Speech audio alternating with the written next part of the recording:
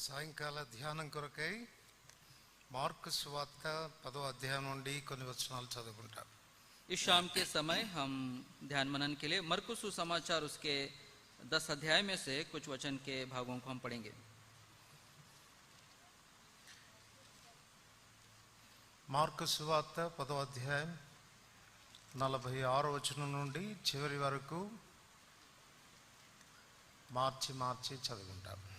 मरकुस सुसमाचार उसका 10 अध्याय उसका 46 वचन से लेकर आखिरी वचन तक हम बारी बारी से हम पढ़ते हैं.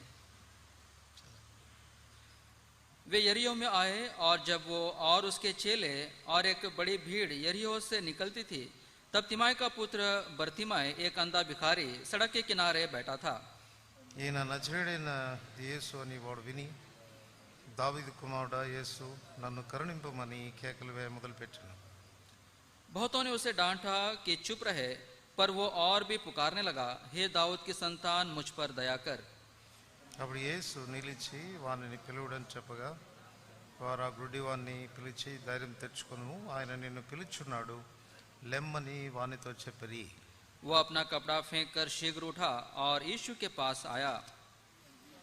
యేసు నేను నీకేమి చేయగోరుచున్నానని వారిని అడిగగా ఆ గుడ్డివాడు బోధకుడా నాకు దృష్టి కలుగు చేయమని ఆయనతో నేను. यीशु ने उससे कहा, चला जा, तेरे विश्वास ने तुझे चंगा कर दिया है. वो तुरंत देखने लगा और मार्ग में उसके पीछे हो लिया. ప్రార్థన చేసుకుంటారు. प्रार्थना करेंगे.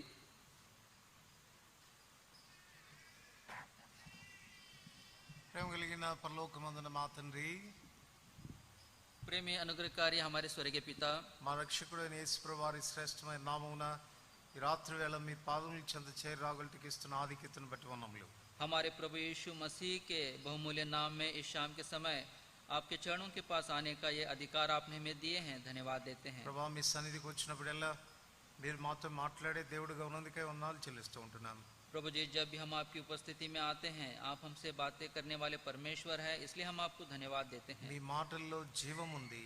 प्रभु जी, आपके वचनों में जीवन है. మీరు నా మాటలు వినిన ఎడల బ్రతుకుదురు అని చెప్పారు. प्रभु आपने कहा, यदि तुम मेरी बातों को सुनोगे तो तुम जियोगे. దయగల తండ్రి, ఈ రాత్రి ప్రభా మీరు మమ్మల్ని దయతో దర్శించమని ప్రార్థిస్తూ ఉంటున్నాను. प्रभु जी, शाम के समय आप हमसे भेंट करें, ये हम दया से आपसे प्रार्थना करते हैं. చదువుకున్న లేఖన భాగముల ద్వారా మీరు మాతో మాట్లాడుతూ రండి.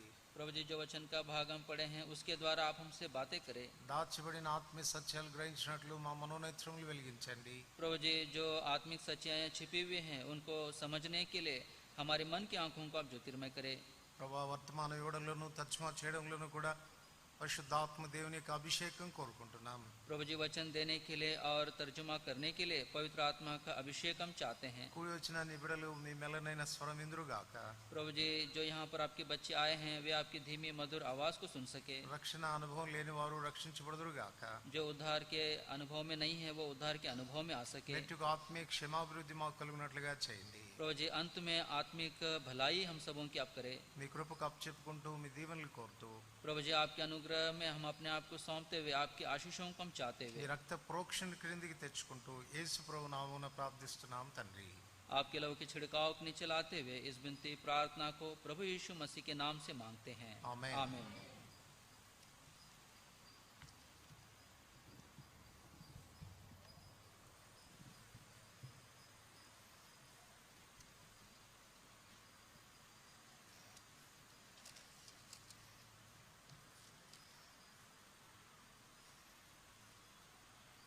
మార్కు సువార్త 10వ అధ్యాయం 46వ వచనం నుండి చివరి వరకు కూడా ఈ భాగాన్ని మనం చదువుకున్నాం. मरकुस सुसमाचार 10 अध्याय 46 वचन से लेकर आखिरी वचन के भाग तक हम पढ़ते आए हैं. ఈ భాగంలో ప్రభు ఒక వ్యక్తిని దర్శిస్తూ వచ్చినట్లుగా మనం చూడవచ్చు. और इस वचन के भाग में प्रभु यीशु मसीह एक व्यक्ति का वो भेंट कर रहा है, ऐसे हम देखते हैं. ఆ వ్యక్తి జీవితంలో దేవుడు చేసిన ఆశ్చర్యకరమైనటువంటి కార్యాన్ని బట్టి ప్రభుకి ఎంతో వందనస్తులు. और उसके जीवन में प्रभु ने जो अद्भुत काम किया है इसके लिए हम प्रभु के आभारी हैं. ఈ వ్యక్తిని గురించి చెప్పండి మాట ఏంటంటే ఈ వ్యక్తి గ్రుడ్డి భిక్షకుడు. और इस व्यक्ति के विषय में जो बातें बताई गई हैं वे ये है, ये एक अंधा भिखारी है. ఈ అంధత్వం అనేది గ్రుడ్డితనం అనేటువంటిది చాలా భయంకరమైనటువంటిది. और ये जो अंधापन है ये बहुत ही एक भयानक एक दशा है। ఇది ఒక మాటలో చెప్పుకోవాలంటే శాపగ్రస్తమైనటువంటి స్థితి అని కూడా మనం చెప్పుకోవచ్చు. यदि एक शब्द में यदि इसको कहा जाए तो एक श्रापित एक दशा है। కారణం ఏంటి అని అంటే ఈ అంధత్వం ఈ వ్యక్తిని ఒక భిక్షకునిగా చేసింది. इसका कारण क्या है? ये जो अंधापन है इस व्यक्ति को एक भिखारी बना दिया है। అంత మాత్రమే కాకుండా త్రోవ నుండి అతడు వైదొలిగేటట్టుగా చేసింది. और ना केवल इतना है लेकिन मार्ग से इसको किनारे में वो कर दिया है। ఆ కారణం చేత తన జీవితంలో ఒక గమ్యము గురి అంటూ లేకుండా తాను బ్రతుకుతూ వచ్చినాడు. और इस कारण उसके जीवन में कोई गंतव्य नहीं है, कोई निशान नहीं है, ऐसा वो जीवन जी रहा है। అటువంటి వ్యక్తిని ప్రభు దర్శించినట్లుగా మనం చూడవచ్చు. और ऐसे व्यक्ति की सुधि प्रभु ने लिया है, हम देख सकते हैं। ఈ వ్యక్తి జీవితాన్ని గురించి మనం ఆలోచిస్తున్నప్పుడు इस व्यक्ति के जीवन को जब हम ध्यान देते हैं, ఆ వ్యక్తి మాత్రమే కాదు అంధుడు, ना केवल वो व्यक्ति केवल अंधा नहीं है, మనం అందరం కూడా అటువంటి స్థితిలో ఉండినటువంటి వారమే. हम सभी ऐसी दशा में हम पड़े हुए थे। 2 కొరింథీ 4:4 ప్రకారంగా యుగ సంబంధమైన దేవత అవిశ్వాసులైన వారి మనోనేత్రాలకు గుడ్డితనం కలగజేశాడు. 2 कुरिन्थियों 4:4 के अनुसार इस संसार की देवता ने अविश्वास में रहने वाले लोगों के मन की आंखों को अंधेपन में वो डाल दिया है। ఏ అంగవైకల్యమైనా అది ఇతరుల మీద ఆధారపడేటట్టుగా చేస్తుంది. चाहे कोई भी शरीर की विकलांगता हो, वो दूसरों के ऊपर हमें आधारित होने के लिए मजबूर करता है। అపోస్తల కార్యములు 3వ అధ్యాయంలో పుట్టుకతో కుంటివాడిని మనం చూస్తాము. प्रेरितों के काम 3 अध्याय में वहां पर जन्म से एक लंगड़े को हम देखते हैं। ప్రతిదినం ఆ వ్యక్తిని కొంతమంది మోసుకొని వచ్చి ఆ దేవాలయం వద్ద కూర్చుండబెడుతూ వచ్చినారు. वहां पर उस व्यक्ति को हर दिन कोई उसको उठाकर उस मंदिर के द्वार के पास छोड़कर जा रहा है। అలాగనే అంధత్వంలో ఉన్నటువంటి వ్యక్తి కూడా తనంతట తానుగా తన కార్యాలు తాను చేసుకోలేడు, ఇతరుల మీద ఆధారపడేటువంటి పరిస్థితి ఉంటుంది. वैसे ही ये जो अंधा व्यक्ति है अपने कामों को वो खुद नहीं कर सकता है, दूसरों के ऊपर वो आधारित है। మానవుని జీవితంలో ఈ అంధత్వం రావడానికి కారణం ఏంటి? और हमारे जीवन में ये अंधापन आने का कारण क्या है? ఎఫెసీయులకు రాసిన పత్రిక 4వ అధ్యాయం एफेसियों की पत्री उसके 4 अध्याय में 17-18 వచనాలు 17 और 18 वचन కలిసి చదువుకుంటాం. सब मिलकर पढ़ते हैं। ఎఫెసీ 4వ అధ్యాయము 17-18 వచనాలు. एफेसियों की पत्री 4 अध्याय और उसका 17 और 18 वचन। కాబట్టి అన్ని इसलिए मैं జనులు ये कहता हूँ నడుచుకున్నట్లు कि మీరు ఇక और మీదట प्रभु में నడుచుకోవద్దని आग्रह ప్రభువునందు करता हूँ సాక్ష్యం कि ఇచ్చున్నాను. जैसे వారైతే अन्यजाति लोग अपने मन అంధకారమైన की మనసు अनर्थ रीति కలవారై पर चलते हैं, తమ तुम హృదయ अब से కాఠిన్యం फिर ऐसे వలన ना चलो, తమలోను నా क्योंकि జ్ఞానం उनकी చేత बुद्धि अंधेरी हो गई है దేవుని వలన और కలుగు उस జీవుల నుండి अज्ञानता के कारण जो వేరుపరచబడిన उनमें వారై है और उनके తమ मन की మనస్సునకు कठोरता के కలిగిన कारण వ్యర్థతను वे అనుసరించి परमेश्वर के जीवन से अलग किए हुए हैं। వారి మనసులో అంధకారం రావడానికి, చీకటి రావడానికి కారణం ఏంటి అని అంటే దేవుని వలన కలుగు జీవంలో నుండి వేరు చేయబడిన వారు. क्यों उनके मन में ये अंधकार आया है? क्योंकि परमेश्वर के द्वारा जो जीवन आता है उस जीवन से वो लोग अलग है। మరొక మాటలో చెప్పుకోవాలంటే ఇది పాప ఫలితమే అని చెప్పవచ్చు. और एक बातों में यदि हम कहें ये पाप का ये परिणाम है। పాపం మానవుని జీవితంలో ప్రవేశించే పర్యంతం మానవునికి దేవునికి సంబంధం ఉంటూ వచ్చింది. और जब तक मनुष्य के जीवन में पाप नहीं था, पाप आने से पहले मनुष्य और परमेश्वर के बीच में एक संबंध था। ఎప్పుడైతే పాపం అనేది మానవుని జీవితంలో ప్రవేశించిందో దేవునితో మానవునికున్న సంబంధం అనేది తెగిపోయింది. लेकिन जब ये पाप प्रवेश किया है, मनुष्य और परमेश्वर के बीच में जो संबंध था ये संबंध टूट गया है। అప్పటి వరకు దేవుని మీద ఆధారపడుతూ వచ్చినటువంటి ఈ మనుషుడు తన ఆధారం కొరకు వేరు వేరు వాటి మీద వెతుక్కోవాల్సిన పరిస్థితి ఏర్పడింది. और ये जो मनुष्य एक समय परमेश्वर के ऊपर आधारित था, अब दूसरे व्यक्तियों के ऊपर, चीजों के ऊपर ये आधारित होने लगा है। చూడండి మత్తయి సువార్త 15వ అధ్యాయం, मत्ती सुसमाचार उसका 17 अध्याय, మత్తయి సువార్త 15వ అధ్యాయం मत्ती सुसमाचार उसका 17 अध्याय 14వ వచనం. और उसका 14 वचन। మత్తయి 15:14 వచనం. मत्ती सुसमाचार उसका 15 अध्याय और उसका 14 वचन। వారి జోలికి పోకుడి, వారు గ్రుడ్డి వారయుండి గ్రుడ్డి వారికి త్రోవ చూపువారు, గ్రుడ్డివాడు గ్రుడ్డివానికి త్రోవ చూపిన యెడల వారిద్దరు గుంటలో పడుదురు గదా నేను. मत्ती 15 का 14, उनको जाने दो, वे अंधे मार्गदर्शक है और अंधा यदि अंधे को मार्ग दिखाए तो दोनों ही गड्ढे में गिर पड़ेंगे। గ్రుడ్డివాడు తను మరొక గ్రుడ్డివాడి మీద ఆధారపడుతున్నట్లుగా చూస్తున్నాడు. और यहाँ पर एक अंधा है जो दूसरे अंधे के ऊपर वो आधारित है.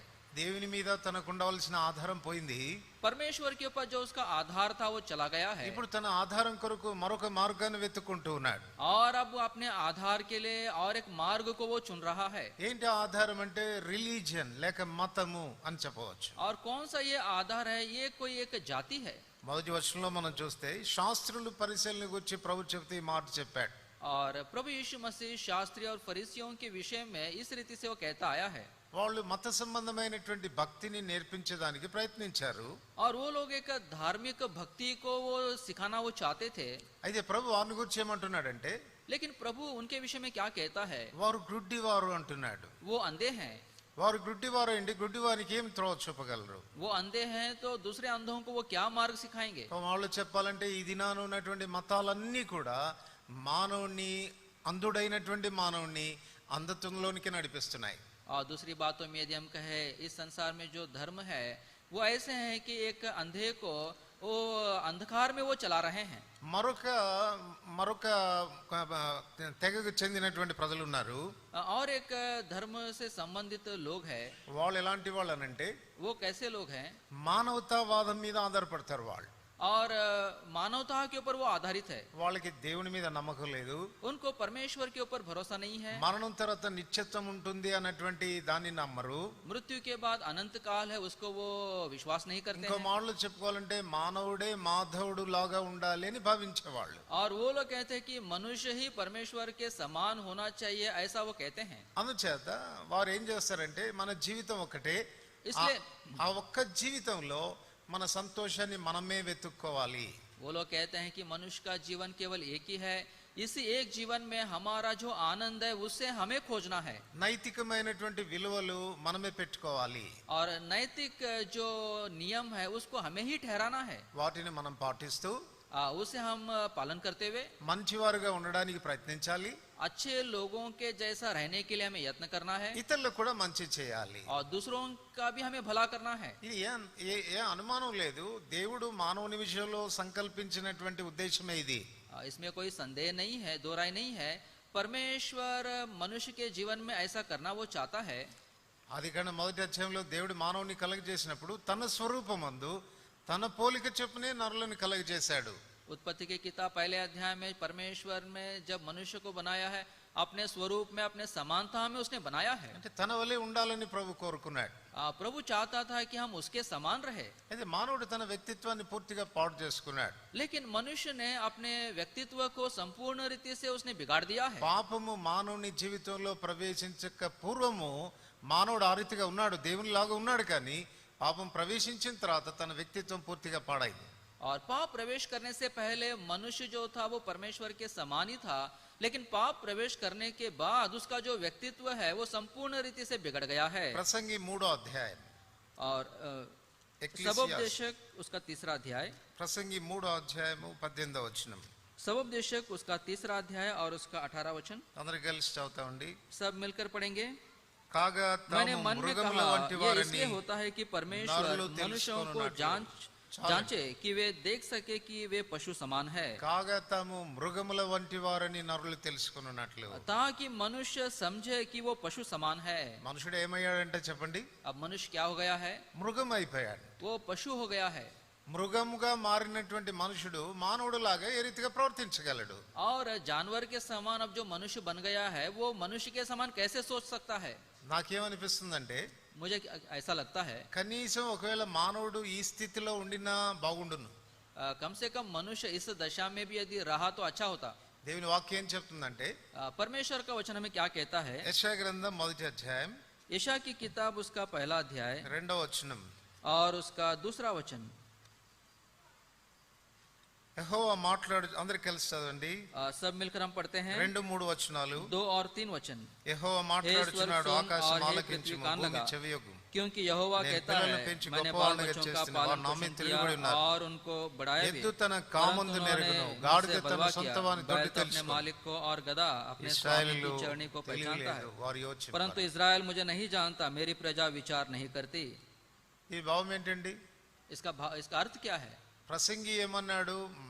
నరులు మృగముల వంటి వారైపోయారు అన్నాడు. सबोपदेशक ने कहा मनुष्य जानवर के समान हो गए हैं। అది ఇక్కడ ప్రభు ఏమంటున్నాడు స్వయంగా, लेकिन यहाँ पर स्वयं प्रभु क्या कहता है, మనుషుడు కనీసము పశువులాగా ఉన్న బాగుండును, मनुष्य कम से कम उस जानवर के समान होता तो अच्छा होता। ఎద్దు తన కామందు నెరుగును, और ये जो बैल है अपने मालिक को जानता है, గాడిద తన సొంత వాని దొడ్డి తెలుసుకొను, और गधा अपने स्वामी के चरनी को पहचानता है। ఇశ్రాయేలీయులకు తెలివి లేదు అని అంటే అర్థం ఏంటి? इजरायलियों को ज्ञान नहीं है, इसका मतलब क्या है? అవైనా బెటర్ అనే కదా. ये इसका मतलब है कि ये जानवर जो है, ये पशु है, ये उत्तम है। వేమన అనేటువంటి ఒక కవి ఒక పద్యం రాశాడు. व्यामन नाम का एक कवि है, उसने एक कविता लिखा। ఆ పద్యం యొక్క భావం ఏంటో చెప్తాను నేను మీకు. उस कविता का अर्थ क्या है वो मैं बताऊंगा। ఒకసారి ఒక తల్లికి తన కుమారుని మీద కోపం వచ్చిందండి. एक बार अपनी एक माँ को उसके बेटे के ऊपर उसको गुस्सा आया, కోపం వచ్చినప్పుడు గాడిద కొడక అని తిట్టిందంట. और जब उसको गुस्सा, उसकी माँ ने कहा गधे के बच्चे, ఆ సంగతి మర్చిపోయింది ఆవిడ. और वो औरत ने वो उस बात को भूल गई। ఆ తర్వాత వాకిలి ఊడ్చుకోవడానికి ఉదయాన్నే వెళ్ళింది. सुबह में वो घर के आंगन को वो झाड़ू कर मार रही थी। అక్కడ వాకిలి ఊడుస్తా ఉంటే ఒక గాడిద ఏడుస్తూ ఉండడం ఇది ఈ తల్లి చూసిందంట. और जब ये झाड़ू लगा रही थी तो वहां पर एक गधा था, वो रो रहा था, इसने ध्यान दिया। అప్పుడు ఆ గాడిదని అడిగిందంట, గాడిద ఎందుకు ఏడుస్తున్నావు నువ్వు? तब उसने पूछा कि हे गधे तू क्यों रो रही है? అప్పుడు ఆ గాడిద తన సాక్ష్యం చెప్పిందంట. तब वो गधे ने वो अपनी गवाही दिया, నేను నా యజమానికి చాలా నమ్మకంగా ఉంటాను, मैं अपने मालिक का बहुत मैं विश्वास योग्यता से रहती हूँ। ఆయన చాలా భారాలు నా మీద మోపుతాడు, ఎప్పుడు నేను విసుక్కోను. वो मेरा मालिक मेरे ऊपर बहुत बोझ डालता है, लेकिन मैं कभी भी मैं उगता नहीं जाती हूँ। అట్లని చెప్పి నా యజమానుడు నాకు సరిగా భోజనం కూడా పెట్టడు. और इतना होकर भी मेरा मालिक मुझे ठीक से भोजन भी नहीं देता है। ఈ వీధిలో ఆ వీధులన్నీ తిరిగి దొరికిన కాగితాలు ఏవో తినేసి ఇట్లాంటోడికి ఎందుకు సేవ చేయాలని అనుకోను, ఉదయాన్నే వచ్చి మళ్ళీ గుమ్మం ముందు నిలబడతాను. और मैं ये सड़क में वो सड़क में जो भी कचरा पड़ा रहता है उसको मैं खाती हूँ, और मैं ये भी नहीं सोचती हूँ कि ऐसे मालिक की मुझे क्यों सेवा करना है। फिर अगले दिन आकर उसके घर के द्वार पर मैं खड़े हो जाती हूँ। ఇట్లా తన సాక్ష్యాన్ని చెప్తూ ఉంటే ऐसा वो अपनी गवाही को बता रहा था। అప్పుడు ఆ తల్లి అన్నిందంట, तब उस माँ ने कहा, ఇంత మంచి సాక్ష్యం ఉంది, ఎందుకు ఏడుస్తున్నావు మరి? इतना अच्छा तुम्हारा गवाही है तो तुम क्यों रो रही हो?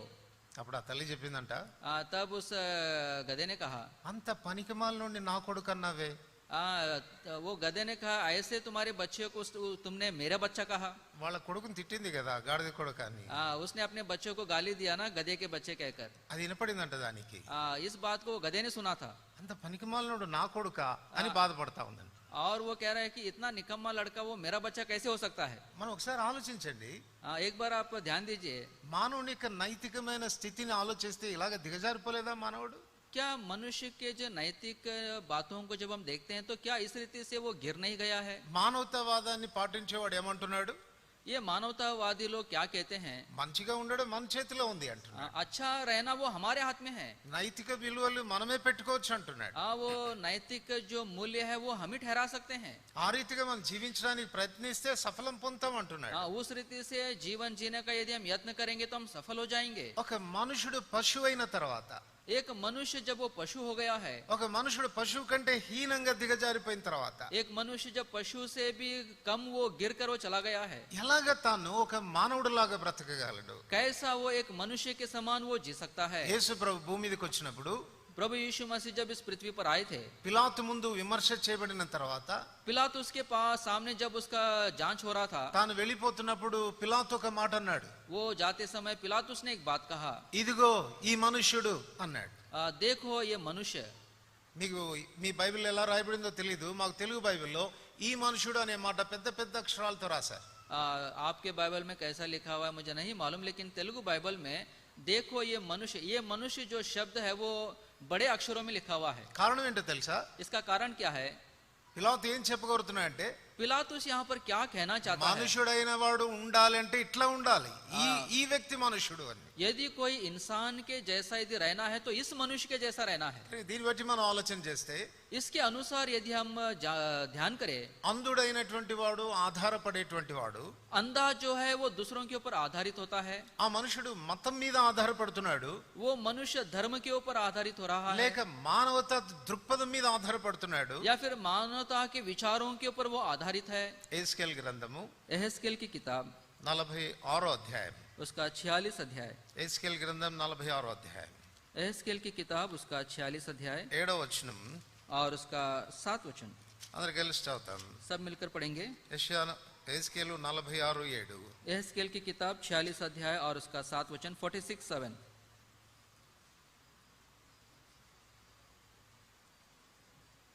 క్షమించండి 44:7. क्षमा करे 44:7। 44:7.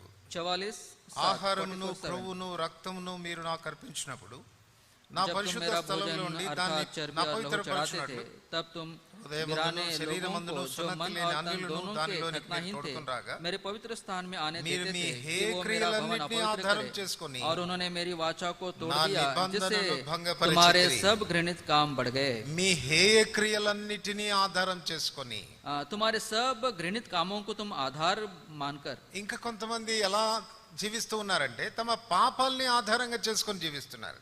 और कुछ लोग कैसा जीवन जी रहे हैं, अपने पापों को आधार बनाकर वो जी रहे हैं। కానీ పాపం మానవుని జీవితానికి ఆధారం కానేరదు. और मनुष्य के जीवन का जो आधार है वो पाप नहीं हो सकता है। 40వ కీర్తనలో కీర్తనకారుడు పాపాన్ని గురించి వివరిస్తూ చెప్తాడు. भजन 40 में वहां पर भजन का लिखने वाला पाप का विवरण करते हुए इस रीति से वो कहता है, అది నాశనకరమైన గుంట జిగటగల దొంగ ఊబి. वो दलदल का कीच और गहरा गड्ढा है। చూడండి కీర్తనలో 69:2 ఈ మాట చదువుతాము. Sam's 69 verse 2। 69:2. भजन 69 और उसका 2। నిలకయ్యని అగాధమైన దొంగ ఊబిలో నేను దిగిపోచున్నాను. मैं बड़े दलदल में धंसा जाता हूँ और मेरे पैर कहीं नहीं रुकते। मैं गहरे जल में आ गया और धारा में डूब जाता हूँ। నిలకయ్యని ఆధారం అనేది ఎంతవరకు కూడా ఎంత లోతుగా పైన దొరకదు. और दलदल में आप कितना भी गहराई में जाने से आपको कोई वहां पर जमीन नहीं मिलता है। కనుక ఇది మొదటి విషయం. ये पहली बात है।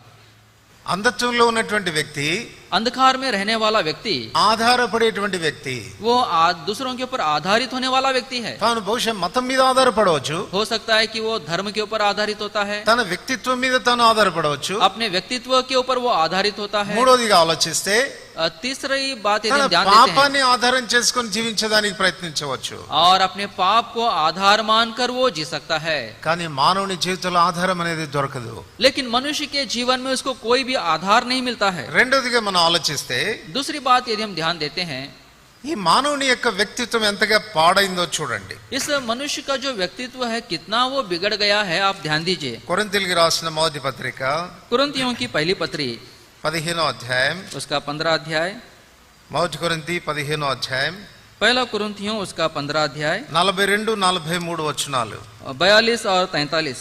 అందరు కలిసి చదువుకుంటాం. और सब मिलकर हम पढ़ेंगे 42 నుండి 44 వచనాల వరకు. 42 से लेकर 44 तक, 42 से लेकर 44 तक। మృతుల పునరుద్ధానం मुर्दों का నాలాగే जूटना भी శరీరం ऐसा ही క్షయమైందిగా है। शरीर విత్తబడి नाशवान दशा में बोया అక్షయమైందిగా जाता है లేపబడును. और अविनाशी रूप ఘనహీనమైందిగా में जी విత్తబడి उठता है। वो अनादर के साथ మహిమగలదిగా बोया जाता లేపబడును. है और బలహీనమైందిగా तेज के साथ విత్తబడి जी उठता है। निर्बलता బలమైనదిగా के साथ बोया లేపబడును. जाता है और ప్రకృతి सामर्थ के సంబంధమైన साथ जी శరీరంగా उठता है। విత్తబడి स्वाभाविक देह ఆత్మ बोई जाती సంబంధమైన है और శరీరంగా आत्मिक देह లేపబడును. जी उठती है। ప్రకృతి जबकि సంబంధమైన स्वाभाविक శరీరం देह ఉన్నది है గనుక तो आत्मिक देह भी है। ఆత్మ సంబంధమైన శరీరం కూడా ఉన్నది. మానవుడు తన వ్యక్తిత్వం మీద ఎందుకు ఆధారపడలేడు అని అంటే, क्यों मनुष्य अपने व्यक्तित्व के ऊपर वो आधारित नहीं हो सकता है? పాపాన్ని బట్టి మానవుని వ్యక్తిత్వం పూర్తిగా పాడైంది. और पाप के कारण मनुष्य का जो व्यक्तित्व है संपूर्ण रीति से वो नाश हो गया है। ఇక్కడ మనం గమనిస్తే ఒక 4 శాపాలు మానవుని వ్యక్తిత్వంలో కనబడుతున్నాయి. और यहाँ पर मनुष्य के व्यक्तित्व में 4 प्रकार के श्राप यहाँ पर हमको दिखाई देते हैं। మొట్టమొదటిది క్షయత. सबसे पहला जो है वो नाशवान है। దేవుడు మానవుని కలుగజేసినప్పుడు ఆ రీతిగా చేయలేదు. जब परमेश्वर ने मनुष्य को बनाया है तो उस रीति से नहीं बनाया है। చూడండి, మానవుని దేవుడు కలుగజేసినప్పుడు దేవుడు అక్షయుడైనటువంటి మానవుడు తన రూపంలో తన సారూప్యంలో అక్షయుడిగానే చేశాడు. और परमेश्वर अविनाशी है। जब परमेश्वर ने मनुष्य को बनाया अपने स्वरूप में अपनी समानता में अविनाशी मनुष्य को बनाया है। కానీ మానవుని యొక్క పాపం మానవుని క్షయమైన స్థితిలోనికి తీసుకువెళ్ళింది. लेकिन मनुष्य का जो पाप है मनुष्य को नाशवान दशा में वो ले गया है। అందుచేతనే చూడండి, క్షయత అనేది మన జీవితాల్లో ప్రతి చోట కనపడుతూనే ఉంటుంది. और इसलिए देखिए ये जो नाशवान दशा है मनुष्य के हर एक कोने में वो दिखता है। ఆది కాండంలో మనుషులు 900 సంవత్సరాలు బ్రతికారు. और उत्पत्ति के किताब में वहां पर मनुष्य 900 साल वो जी रहे थे 6వ అధ్యాయంలోనికి వచ్చేసరికి వాళ్ళ వయసు 120 సంవత్సరాలు అవుతుంది అన్నాడు. और 6 अध्याय में जब हम आते हैं तो मनुष्य का जो आयु है वो 120 साल हो गया है. 90వ కీర్తనలోకి వచ్చేసరికి నరుని ఆయుష్ 70 సంవత్సరాలు, అధిక బలం ఉంటే 80 సంవత్సరాలు అన్నాడు. और भजन 90 में जब हम आते हैं तो वहां पर कहता है कि मनुष्य की आयु 70 साल है, या यदि अधिक बल है तो 80 साल है. ఇప్పుడు మానవుని యొక్క లైఫ్ స్పాన్ ఎంతో చెప్తారా? ये अभी मनुष्य का जो आयु है, मतलब उसका जो लाइफ स्पैन है वो कितना है, आप बता सकते हैं? ఎంత? कितना है?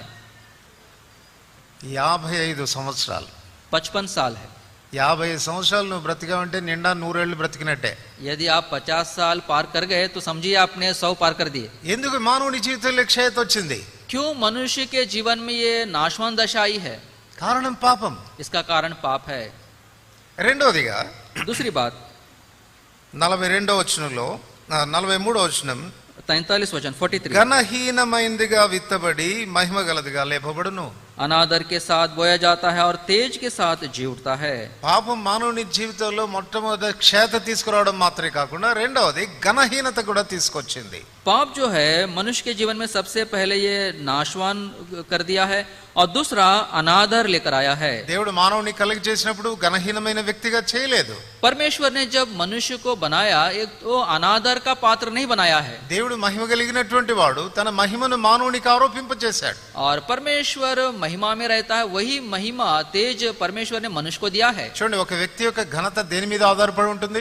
देखिए, एक मनुष्य का जो आधार है, मतलब उसका जो सम्मान है वो किस चीज के ऊपर रहता है? మొట్టమొదటిగా తన పొజిషన్ మీద ఆధారపడి ఉంది కదా. सबसे पहले उसका जो स्थान है उसके ऊपर वो आधारित रहता है. ఆదాముని దేవుడు కలిగి చేసినప్పుడు ఆదాముకి దేవుడు ఇచ్చిన స్థానం ఏది? जब परमेश्वर ने आदम को बनाया तो परमेश्वर ने उसको कौन सा स्थान दिया? సృష్టి అంతటి మీద తన అధికారిగా చేశాడు. सारे सृष्टि के ऊपर उसको अधिकारी बनाया है. తనకు అది తన ఘనతకు ఉన్నటువంటి కారణం.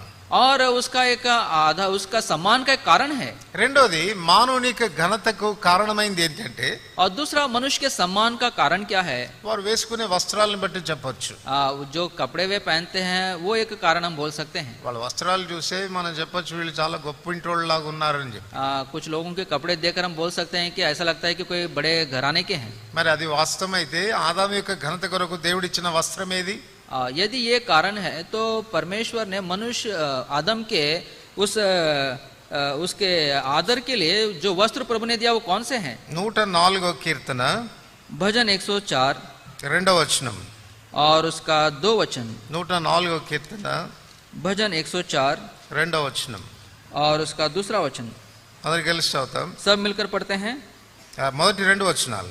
1 और 2 वचन दोनों నా पढ़ेंगे. ప్రాణమా యెహోవాను हे मेरे मन స్తుతించు. तू यहोवा को धन्य యెహోవా నా कह. దేవా, हे నీవు मेरे అధిక ఘనత परमेश्वर వహించినవాడు. यहोवा तू अत्यंत నీవు महान है. మహాత్మ్యమును तू ప్రభావం वैभव और ధరించున్నావు. ऐश्वर्य का वस्त्र వస్త్రం पहने వలె हुए है, వెలుగును నీవు जो కప్పుకొని उजाले को ఉన్నావు. चादर के समान ओढ़े रहता है और आकाश को तंबू के समान ताने रहता है. దేవుని యొక్క ఘనత ఆయన వస్త్రాన్ని బట్టి ఉంది. और परमेश्वर का जो सम्मान है वो उसके कपड़ों के कारण है. ఏంటి ఆయన వస్త్రం అంట? उसका वस्त्र क्या है? వెలుగును వస్త్రం వలె ధరించుకున్నవాడు. और ज्योति को वस्त्र के समान उसने पहन लिया है. ఇప్పుడు మానవుని దేవుడు కలగజేసినప్పుడు जब परमेश्वर ने मनुष्य को बनाया है అదే వెలుగుతో అదే మహిమతో మానవుని కప్పాడు. और उसी महिमा के साथ मनुष्य को प्रभु ने ढांप दिया है. మానవుడు పాపం చేసిన తర్వాత జరిగిన విషయం ఏంటి? और जब मनुष्य ने पाप किया तो वहां पर क्या हुआ है? ప్రభు వచ్చి అడుగుతున్నాడు కదా, ఆదామా ఎక్కడున్నావు? प्रभु आकर पूछ रहा है कि आदम तू कहां पर है? ఏం జవాబు చెప్పాడండి? क्या उत्तर दिया उसने? నేను నీ స్వరం విన్నప్పుడు దిగంబరినిగా ఉంటిని గనక భయపడి దాక్కొంటిని. मैंने जब तेरी आवाज को सुना इसलिए कि मैं नंगा था, मैं डर गया और छिप गया हूँ. నువ్వు దిగంబరివని తెలిపిన వాడేవాడు, నేను నిన్ను వస్త్రంతో కప్పానే. किसने कहा कि तू नंगा है? मैंने तुझे वस्त्र से ढांप दिया है. సో మానవుని యొక్క ఘనతకు కారణమైనటువంటి వస్త్రం కూడా మానవుడు పోగొట్టుకున్నాడు. और मनुष्य के सम्मान का जो वस्त्र उसके पास था उस वस्त्र को भी वो खो दिया है. మానవుని ఘనతకు మరొక కారణం ఏంటంటే, मनुष्य के सम्मान का और एक कारण क्या है? వారు నివసించే ఇల్లు. जो घर वो रहते हैं वो है. చూడండి, మన ఇల్లు గల్ఫ్లో ఉన్న షేక్స్ ఇల్లు ఒకటేలాగుంటాయా? देखिए, हमारे घर जैसे हैं और गल्फ में रहने वाले जो शेख है उनके घर कैसे रहते हैं, क्या एक समान रहते हैं? వాళ్ళ ఇల్లు చూస్తే అదిరిపోతుంది. यदि आप उनके घर देखेंगे तो चौंक जाएंगे। ఎక్కడ చూసినా బంగారం వేలాడుతూ ఉంటుంది. आप जहाँ भी देखेंगे सोना लटकते रहता है। మన ఇంట్లో బంగారం వెతికితే కూడా దొరకదు. हमारे घरों में सोना ढूंढने से भी नहीं मिलेगा। నా కూతురు చిన్నది, అది దానికి 2 సంవత్సరాల వయసు. मेरी बेटी है 2 साल की है। ఇప్పుడు కాదులేండి, अभी नहीं, पहले की बात। దానికి ఒకసారి ఈ ఐస్ క్రీమ్ తినాలనిపించింది.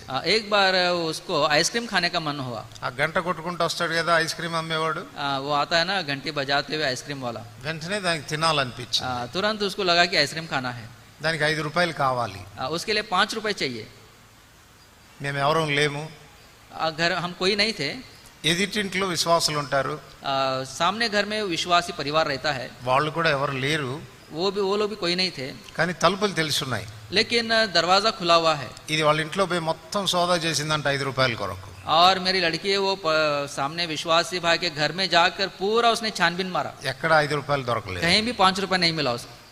చాలా నిరాశపడింది. बहुत उसको उदास हो गई। సాయంత్రం వాళ్ళు వచ్చిన తర్వాత शाम को वो लोग आने के बाद వాళ్ళని అడిగిందంట, उनसे उसने पूछा, ఆంటీ మీరు డబ్బులు ఎక్కడ పెట్టుకుంటారు, आंटी आप लोग पैसे कहाँ रखते हैं, ఎందుకు అట్లా అడుగుతున్నావు అని. क्यों ऐसा पूछ रही हो? ఏం లేదు, పొద్దున ఐస్ క్రీమ్ కొనుక్కుందాం అనుకున్నాను. कुछ बात नहीं, सुबह आइसक्रीम वाला आया था, आइसक्रीम खरीदना बोल के सोच रही थी। మీ ఇంట్లో 5 రూపాయలు దొరుకుతుందంటే ఎక్కడ దొరకలేదు. मैं सोची तुम्हारे घर में 5 रुपए मिलेगा, कहीं भी नहीं मिला मुझे। ఎక్కడ దాచిపెట్టుకుంటారు మీరు? कहाँ पर छिपा के रखते हैं? మనం 5 రూపాయలు కూడా బంగారంగా దాచిపెట్టుకుంటాం, हम 5 रुपए भी सोने के सामान छिपा के रखते हैं, అది కూడా కనపడదు. वो भी नहीं दिखता है। ఒక వ్యక్తి యొక్క ఘనత తాను ఎలాంటి ఇంటిలో నివాసం చేస్తాడన్న దాని మీద ఉంది. एक व्यक्ति का सम्मान इसके ऊपर है कि वो कौन से घर में वो रहता है। దేవుడు ఆదాముకి ఇచ్చిన ఇల్లేది? परमेश्वर ने आदम को कौन सा घर दिया है? ఏదైనా తోట. अदन की वाटिका। అది తన ఘనతకు కారణం. वो उनके सम्मान का एक कारण है। కొంతమంది తమ ఇల్లు కట్టుకున్న తర్వాత कुछ लोग अपने घरों को बनाने के बाद వాళ్ళ ఇంటికి ఏమని పేరు పెట్టుకుంటారంటే उनके घर का नाम क्या रखते हैं? Eden gardens. अदन की वाटिका। నిజంగా ఏదైనా తోటలా ఉందా? क्या सच में वो अदन की वाटिका के समान है? అట్లా ఉందని చెప్పుకొని సంతృప్తి పడతారు పాపం. वो लोग ऐसा है कहकर वो अपने आप में खुश होते हैं, కానీ ఏదైనా తోటలాగా ఏది కనపడదు. लेकिन अदन की वाटिका के समान उसमें कुछ भी नहीं దేవుడు दिखता है। ఆదాముకి అంత చక్కని ఇల్లు ఇచ్చాడు. परमेश्वर ने आदम को ऐसा एक सुंदर घर दिया है। పాపం చేసిన తర్వాత జరిగిన విషయం ఏంటి? पाप के कारण वहां पर क्या हुआ है? తన ఘనతకు కారణమైన ఇల్లు కూడా పోయింది. उसके सम्मान का कारण जो घर था वो भी चला गया। దేవుడు వచ్చి తన్ను అడుగుతున్నప్పుడు परमेश्वर आकर जब उससे पूछ रहा था, తాను అనుకున్నాడంట, उसने सोचा होगा దేవుడు మాత్రం నన్ను ఇక్కడి నుంచి వెళ్ళగొట్టడులే అని. परमेश्वर मुझे यहाँ से नहीं निकालेगा। ముందు వచనంలో ఏం రాయబడి ఉంటదంటే, पहले वचन में क्या लिखा हुआ है? దేవుడు వారిని పంపివేసెను. परमेश्वर ने उन्हें वहां से बाहर निकाला। పంపేస్తే ఆదాం పోలేదంట. बाहर भेजने से आदम नहीं गया। మరీ అంతగా ఎలగొట్టేస్తాడా ఏంటి? क्या जाओ बोलने से जा सकते हैं क्या? ఏదో కోపంతో మాట్లాడుతున్నాడులే, हो सकता है शायद थोड़ा गुस्से में होगा, ऐसे बोल ఇక్కడనే रहा है, ఉంచుతాడు అనుకున్నాడు. वो सोचा शायद यहीं पर रहने देगा। తర్వాత వచనంలో ఏం రాయబడిందో తెలుసా? उसके बाद के वचन में क्या लिखा है? అప్పుడు దేవుడు ఆదామును వెళ్ళగొట్టెను. उसके बाद में परमेश्वर ने आदम को वहां से हकाल दिया। పంపినప్పుడు పోతే వెళ్ళగొట్టాల్సిన పరిస్థితి ఎందుకు వస్తుంది? जब जाने के लिए बोला तब चला जाता तो उसको हकालने की क्या जरूरत దాని है? అర్థం ఏంటంటే నువ్వు ఎంత మాత్రం ఇంకా ఇక్కడ నివాసం చేయడానికి అర్హుడు కాదు. इसका मतलब यह है कि यहाँ पर तू रुकने के लिए किसी भी रीति से तू योग्य नहीं है। పాపము ఆదాము జీవితంలో తన ఘనతకు కారణమైనవి అన్ని కూడా పోగొట్టుకునేటట్టు చేసింది. और पाप आदम के जीवन में जो उसके सम्मान के जो कारण थे उन सभी चीजों को उसने गंवा दिया है। తన స్థానం పోయింది, उसका स्थान चला गया है, తన వస్త్రం పోయింది, उसका वस्त्र चला गया है, తన ఇల్లు పోయింది, उसका घर चला गया है, దరిద్రుడు అయిపోయాడు. वो एक दरिद्र हो गया है। మూడో నష్టం, तीसरा उसका जो हानि है, 43వ వచనం, మొదటి కొరింథీ 15:43 వచనం. पहला कुरिन्थियों उसका 15 अध्याय और उसका 43 మొదటి కొరింథీ 15:43. पहला कुरिन्थियों उसका 15 अध्याय उसका 43 ఘనహీనమైనదిగా విత్తబడి మహిమ గలదిగా లేపబడును, బలహీనమైనదిగా విత్తబడి. वो अनादर के साथ बोया जाता है और तेज के साथ जी उठता है, निर्बलता के साथ बोया जाता है। మూడో నష్టము బలహీనత. और तीसरा जो नुकसान है वो निर्बलता है। ఏంటి బలహీనత చెప్పండి? क्या निर्बलता है बताइए? మానవుని జీవితంలో ఏర్పడిన బలహీనత ఏంటి? मनुष्य के जीवन में रहने वाला निर्बलता क्या है? మానవుడు ఏది చేయాలనుకుంటాడో అది చేయలేడు, ఏది చేయకూడదు అనుకుంటాడో అదే చేస్తాడు. मनुष्य जो करना चाहिए वो नहीं करता है, जो नहीं करना चाहिए वो करता है. 7వ అధ్యాయం రోమా 7వ అధ్యాయం 18వ వచనం నుండి అపోస్తలుడైన పౌలు అదే చెప్తాడు. और रोमियो की पत्री 7 अध्याय 18 वचन से प्रेरित पौलुस इस बात को कहता है, నా శరీరమందు మంచిది ఏది నివసింపదని నేను ఎరుగుదును. मेरे शरीर में कोई भी अच्छी वस्तु वास नहीं करती है, इस बात को मैं जानता हूँ. మేలైనది చేయవలన్న కోరిక నాకు కలుగుచున్నది కానీ దాన్ని చేయటం నాకు కలుగుటలేదు. और भलाई करने का मन तो करता है लेकिन मैं कर नहीं पा रहा हूँ. కారణం ఏంటంటే బలహీనత. इसका कारण क्या है? उसकी निर्बलता है. టీవీ చూడకూడదు అనుకుంటాను, చూస్తానే ఉన్నాను. टीवी नहीं देखना सोचते हैं लेकिन टीवी देखते हैं. నేను ఇలాంటి మాటలు మాట్లాడకూడదు అనుకుంటున్నాను, మాట్లాడుతూనే ఉన్నాను. हम सोचते हैं कि ऐसी बातें हमें नहीं करना है फिर भी हम करते हैं. అక్కడికి వెళ్ళకూడదు అనుకుంటున్నాను, వెళ్తూనే ఉన్నాను. वहां पर मुझे नहीं जाना है सोचता हूँ लेकिन चला जाता हूँ. కారణం ఏంటంటే నాలో ఉన్న బలహీనత. इसका कारण क्या है? मेरे अंदर जो निर्बलता है. అందుకే 24వ వచనంలో అంటాడు, और इसलिए 24 वचन में कहता है, అయ్యో నేనెంత దౌర్భాగ్యుడను, ఇట్టి మరణమునకు లోనగు శరీరం నుండి నన్ను ఎవడు విడిపిస్తాడు. अयो मैं कैसा निर्बल मनुष्य हूँ, ऐसे निर्बल दशा से इस शरीर से मुझे कौन छुड़ा सकता है. సో మానవ వ్యక్తిత్వంలో మొదట క్షయత వచ్చింది. मनुष्य के जीवन में सबसे पहला वो नाशवान आया है. రెండవది ఘనహీనత వచ్చింది. और दूसरा अनादर आया है. మూడవది బలహీనత వచ్చింది. तीसरा निर्बलता आया है. నాలుగవది ప్రకృతి సంబంధి. చూడండి ఇప్పుడు 44వ వచనం, ప్రకృతి సంబంధమైన శరీరము. और 44 वचन में कहता है कि स्वाभाविक देह. ప్రకృతి సంబంధమైన శరీరం అంటే स्वाभाविक देह मतलब, చూడండి 1 కొరింథీ 2వ అధ్యాయం देखिए 1 कोरिन्थियों उसका 2 अध्याय 14వ వచనం, और उसका 14 वचन. ప్రకృతి సంబంధి అయిన మనుషుడు దేవుని ఆత్మ విషయములను అంగీకరింపడు, అవి అతనికి వెరితనంగా ఉన్నవి, అవి ఆత్మానుభవం చేతని వివేచింపదగును గనక అతడు వాటిని గ్రహింపచాలడు. परंतु शारीरिक मनुष्य परमेश्वर की आत्मा की बातें ग्रहण नहीं करता, क्योंकि वे उसकी दृष्टि में मूर्खता की बातें हैं, और ना वो उन्हें जान सकता है, क्योंकि उनकी जांच आत्मिक रीति से होती है. ప్రకృతి సంబంధమైనటువంటి మనుషుడు అని అంటే దేవుని సంగతులు ఏమాత్రం తనకు అర్థం కావు. ये स्वाभाविक मनुष्य मतलब परमेश्वर की जो बातें हैं वो उसको नहीं समझता है. చూడండి భౌతికమైన దేహానికి పంచేంద్రియాలు ఉన్నాయి, 5 సెన్సెస్. और इस देह में 5 सेंसस है. చూచుట, వినుట, స్పర్శించుట, రుచించుట, స్మెల్ చేయుట. 5 स्वभाव है. हम देख सकते हैं, 5 इंद्रियां है. हम सुन सकते हैं, हम देख सकते हैं, हम स्पर्श कर सकते हैं, और हम सूंघ सकते हैं, టేస్ట్. और हम टेस्ट भी कर सकते हैं. ఈ భౌతికమైన దేహానికి ఉన్న ఈ పంచేంద్రియాల ద్వారా భౌతిక ప్రపంచాన్ని అనుభవించగలుగుతారు. और इन 5 इंद्रियों के द्वारा संसार में रहने वाली चीजों का हम स्वाद ले सकते हैं. అయితే ఆత్మ దేవుణ్ణి తెలుసుకోవాలంటే, लेकिन आत्मिक परमेश्वर को जानने के लिए, ఆత్మ ప్రపంచాన్ని అనుభవించాలంటే, और आत्मिक उस जगत को यदि हमें अनुभव करना है, మనలో ఉన్నటువంటి ఆత్మకు కూడా దేవుడు పంచేంద్రియాలు ఇచ్చాడు. और हमारे अंदर रहने वाले आत्मा को भी उसने 5 इंद्रियों को उसने दिया है. పాపము వలన వచ్చు జీతము మరణము. पाप की मजदूरी मृत्यु है. ఈ పండు తిని దినమున నువ్వు నిశ్చయంగా చచ్చెదవని దేవుడు నరునికి ఆజ్ఞాపించాడు. और परमेश्वर ने मनुष्य से कहा, जिस दिन तू इस फल को खाएगा तू मर जाएगा. అయితే మానవుడు భౌతికంగా చావలేదు కదా. लेकिन मनुष्य शारीरिक रीति से वो नहीं मरा है. ఏ ఆత్మ ద్వారా దేవుణ్ణి చూడగలడో, जिस आत्मा के द्वारा वो परमेश्वर को देख सकता है, ఏ ఆత్మ ద్వారా దేవుని స్వరం వినగలడో, जिस आत्मा के द्वारा वो परमेश्वर की आवाज को सुन सकता है, ఏ ఆత్మ ద్వారా దేవుని తాకగలడో, जिस आत्मा के द्वारा परमेश्वर को वो छू सकता है, ఆ ఇంద్రియాలు కలిగినటువంటి ఆత్మ మృతమైపోయింది. और उन वो इंद्रियों से बना हुआ जो आत्मा था वो मर गया है. అందుచేత అప్పటి నుంచి మనుషుడు ప్రకృతి సంబంధి అయిన మనుషుడు అయిపోయాడు. और तब से लेकर मनुष्य जो है वो शारीरिक स्वाभाविक हो गया है. ఈ భౌతికమైన నేత్రాలతో దేవుణ్ణి చూడలేవు. और इस भौतिक आंखों से हम प्रभु को नहीं देख सकते हैं. ఈ భౌతికమైన చెవులతో దేవుని స్వరాన్ని వినలేవు. इस भौतिक कानों से हम प्रभु की आवाज को नहीं सुन सकते అంచేత हैं. మానవుడు ఈ దినాన దేవుణ్ణి తెలుసుకునే విషయంలో అజ్ఞానంలో ఉండిపోతూ వచ్చినాడు. और इस कारण मनुष्य परमेश्वर को जानने के विषय में वो अज्ञानता में वो रह गया है. ఇలాగ చెడిపోయిన మానవుని వ్యక్తిత్వము ఎలా బాగుపడుతుంది? और ऐसे बिगड़ा हुआ मनुष्य का जो चरित्र है ये कैसे सुधर सकता है? చూడండి, ఒక పంది ఉందనుకోండి. मान लीजिए एक सुअर है. అందరికి తెలుసు కదా పంది सबको पता है ना सुअर ఎక్కడ ఉంటది? कहाँ रहता है? ఎక్కడ ఉంటది? అది सुअर कहाँ रहता है? బురదలోనే ఉంటుంది. वो कीचड़ में रहता है. మీరు చెప్పండి, పంది శుభ్రంగా ఉండే పందిని ఏ దేశంలో ఎక్కడైనా ఎప్పుడైనా చూసారా మీరు?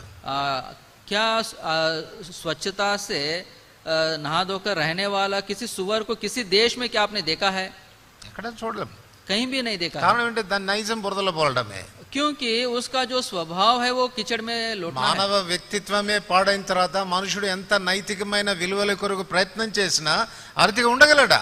मनुष्य का जब व्यक्तित्व वो बिगड़ गया है तो नैतिक रीति से वो कितना भी अच्छा रहने की कोशिश यदि वो करता है तो क्या वो रह सकता है? దేవునితో సంబంధం పోగొట్టుకున్నటువంటి మానవుడు, जो मनुष्य परमेश्वर से संबंध को जो खो दिया है, దేవుని మీద ఆధారపడాల్సినటువంటి మానవుడు, जो मनुष्य परमेश्वर के ऊपर जिसको आधारित होना है, ఆయనలోండి వచ్చే జీవం నుండి వేరుపరచబడిన తర్వాత उसके अंदर से जो जीवन आता है जब उससे वो अलग हो गया है, తన ఆధారం కొరకు వెతుక్కుంటా ఉన్నాడు. अब वो उस आधार के लिए वो ढूंढ रहा है। ఒకవేళ మతాన్ని ఆశ్రయిస్తే నిలబడతానేమో, हो सकता है कि इस धर्म को मैं आधार बनाऊंगा तो मैं खड़ा हो सकता हूँ, లేక నా నైతికమైన విలువలను పాటిస్తే నిలబడతానేమో. या फिर मैं अपने नैतिक मूल्यों को आधार बनाऊंगा तो मैं खड़ा हो सकता हूँ। కానీ మానవుని జీవితంలో సాధ్యం కాలేదు. लेकिन मनुष्य के जीवन में यह संभव नहीं हुआ है, కారణం ఏంటంటే పాపం అనేది మానవుని నిలకయ్యదు.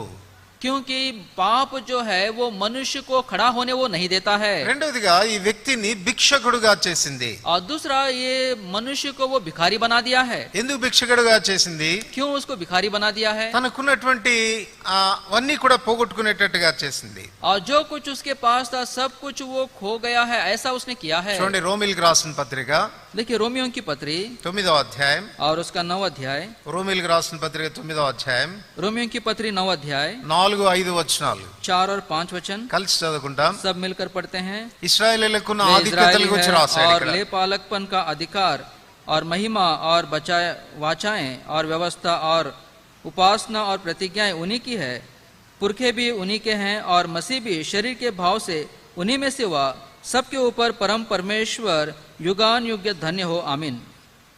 ఇశ్రాయేలీయులు అని చెప్తున్నప్పుడు దేవుని బిడ్డలుగా ఉన్నవారు, इजरायली का मतलब है वो परमेश्वर के बच्चे हैं। ఒకప్పుడు వారి ఆధిక్యతలు ఏంటంటే एक समय उनका सम्मान क्या था? వారు దత్తపుత్రులు. वो लेपालकपन का वो अधिकार उनके पास है। దేవుని పుత్రులుగా పిలువబడే ఆధిక్యత వారికి ఉంది. परमेश्वर के बच्चे कहलाने का अधिकार उनके पास है। పాపం ఏం చేసింది? लेकिन पाप ने क्या किया है? ఈ ఆధిక్యతను పోగొట్టింది. इस अधिकार को निकाल दिया है। అప్పటికి మేము అబ్రహాం సంతానం అంటుంటే ప్రభు ఏమన్నాడు వారిని గురించి? तब जब उन्होंने कहा हम अब्राहम के बच्चे हैं, तब प्रभु यीशु मसीह ने उनसे क्या कहा? మీరు మీ తండ్రి యొక్క అపవాది సంబంధులు అని చెప్పాడు. तुम तुम्हारे पिता शैतान के हो। ఆ తర్వాత క్రిందికి వస్తే उसके बाद हम देखते हैं దేవుడు మహిమ ఇచ్చాడు వారికి. प्रभु ने उनको महिमा दिया है। రోమా 3:23 చెప్తుంది, ఏ భేదం లేదు, అందరూ పాపం చేసి దేవుడు అనుగ్రహించి మహిమను పొందలేకపోతున్నారు. रोमियो की पत्री 3 अध्याय 23 वचन कहता है कि सब ने पाप किया है और परमेश्वर की महिमा से वो रहित है। నిబంధనలు వారివి. और वाचाएं उनकी हैं। నిబంధన దేని గురించి జ్ఞాపకం और చేస్తుందంటే ये वाचा किस बात को हमें स्मरण दिलाता है? దేవునితో నిరంతరం మనకుండే రిలేషన్షిప్ ని గురించి మాట్లాడుతుంది. परमेश्वर के साथ निरंतर रहने वाले हमारे संबंध को वो बताता है। ఆ సంబంధం కూడా తెగిపోయింది. और वो संबंध भी वो टूट गया है। తర్వాత ధర్మశాస్త్ర ప్రధానం అంటే ధర్మశాస్త్రం ఇవ్వబడింది. और उसके बाद उनको व्यवस्था दी गई है। ధర్మశాస్త్రం దేని కొరకు ఇవ్వబడింది?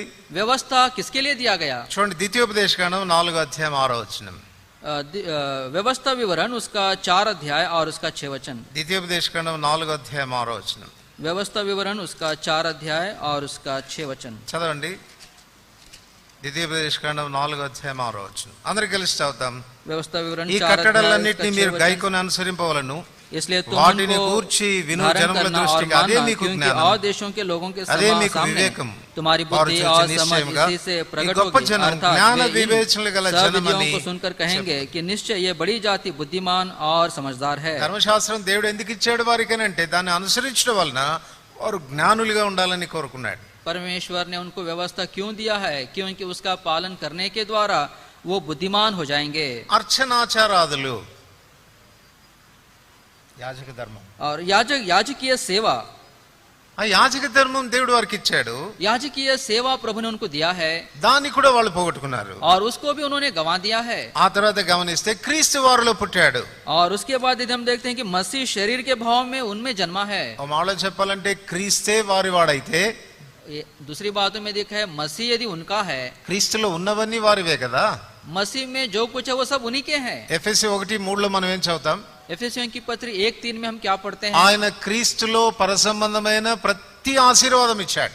उसने मसीह में स्वर्गीय स्थानों में हर प्रकार की आशीषों को उसने दिया है। కొలస్సీ 2:3 చదువుతాం, బుద్ధి జ్ఞానముల సర్వ సంపదలు ఆయనందే గుప్తమై ఉన్నాయి. और कोलोसी 2:3 में हम पढ़ते हैं बुद्धि और ज्ञान की सब संपत्ति उसी में है। ఇవన్నీ ఎందుకు చెప్తున్నానంటే, ये सब बातें मैं क्यों बता रहा हूँ? గుడివాడైనటువంటి వాడు ఈ రీతిగా భిక్షకుడు కావడానికి కారణం ఏంటంటే తాను దోచుకొనబడుతున్నాడు. और ये जो अंधा है इस रीति से वो भिखारी क्यों हो गया है? क्योंकि उसको लूटा गया है। చూడండి ఈ ద్వితీయోపదేశ కాండము व्यवस्था विवरण 28-29, और उसका 28 अध्याय और उसका 29 वचन। 28-29. व्यवस्था विवरण उसका అప్పుడు గ్రుడ్డివాడు చీకట్లో తడువులాడు రీతిగా నీవు మధ్యాహ్నమందు తడువులాడదువు, నీ మార్గమును వర్ధిల్ల చేసుకొనలేవు, నీవు హింసింపబడి నిత్యము దోచుకొనబడెదవు. व्यवस्था विवरण 28 अध्याय उसका 29 वचन। और जैसे अंधा अंधियारे में टटोलता है वैसे ही तू दिन दोपहर में टटोलता फिरेगा और तेरे कामकाज सफल ना होंगे और तू सदैव केवल अंधेर सहता और लुटता ही रहेगा और तेरा कोई छुड़ाने वाला ना होगा। యోహాను సువార్త 10:10 అంటాడు, దొంగతనమును హత్యను నాశనం చేయడానికి వస్తాడు. यूहन्ना 10 अध्याय 10 वचन में कहता है चोर किसी और काम के लिए नहीं परंतु चोरी करने, घात करने और नष्ट करने के लिए वो आता है। మనం అందులమైనటువంటి కారణం చేత సాతానుడు మనల్ని దోచుకున్నాడు.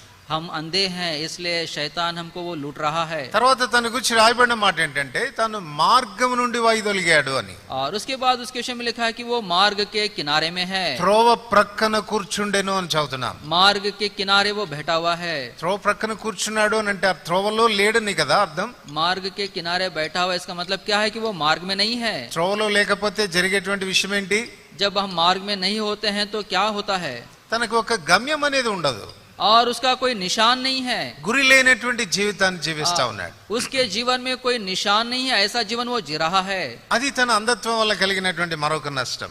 और ये उसके अंधेपन के कारण हुआ ये और एक नुकसान है। వీటన్నిటికంటే ప్రాముఖ్యమైన నష్టం ఏంటంటే, और इन सब से प्रमुख नुकसान उसके जीवन में क्या है? చూడండి ద్వితీయోపదేశ కాండం, देखिए व्यवस्था विवरण, క్షమించండి లేవి కాండము क्षमा करें, लेवियों की किताब 21వ అధ్యాయం, और उसका 21 अध्याय లేవి కాండం 21వ అధ్యాయం 17-18 వచనాలు. और उसका 17 और 18 वचन।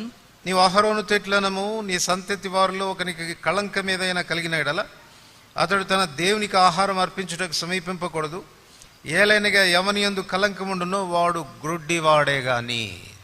अरुण से कहे कि तेरे वंश की पीढ़ी पीढ़ी में जिस किसी के कोई भी दोष हो वो अपने परमेश्वर का भोजन चढ़ाने के लिए समीप ना आए। कोई क्यों ना हो जिसमें दोष हो वो समीप ना आए, चाहे वो अंधा हो, चाहे लंगड़ा, चाहे नाक चपटा हो, चाहे उसके कुछ ఆ अधिक अंग వరుసలో हो। మొట్టమొదటిగా కళంకం కలిగినటువంటి వాడిలో గ్రుడ్డివాడు మొదట చెప్తా ఉన్నాడు. और इस यहाँ पर विकलांग जो है इनमें सबसे पहला अंधा है। దాని భావం ఏంటంటే గ్రుడ్డివాడైనటువంటి వాడు దేవుని సన్నిధికి రావడానికి కానీ దేవునికి తాను అర్పణలు అర్పించడానికి కానీ అర్హుడైనటువంటి వాడు కాదు. और ये जो अंधा है ये परमेश्वर के उपस्थिति में नहीं आ सकता, वहां पर कोई भी अर्पण वो वहां पर चढ़ा नहीं सकता సో है। వీటన్నిటిని బట్టి మనం ఏం అర్థం చేసుకుంటున్నాం అంటే, और इन सब बातों से हमें क्या समझ में आता है? అంధత్వం తను ఆధారపడేటట్టుగా చేసింది, और ये जो अंधापन है इसको आधारित होने के लिए मजबूर किया है। కానీ దేని మీద ఆధారపడుతున్నాడంటే కాని వాటి మీద ఆధారపడుతున్నాడు. और ये किसके ऊपर आधारित है? जो कुछ नहीं है उनके ऊपर ये आधारित है। మతం మీద ఆధారపడుతున్నాడు, లేకపోతే పనికిరాని తన వ్యక్తిత్వం మీద ఆధారపడుతున్నాడు. और धर्म के ऊपर वो आधारित है या फिर उसके नैतिक जीवन जिसका कोई भी आधार नहीं उसके ऊपर ये आधारित है। తను అంధుడు కనుక నిత్యము దోచుకొనబడి తాను భిక్షగాడయ్యాడు.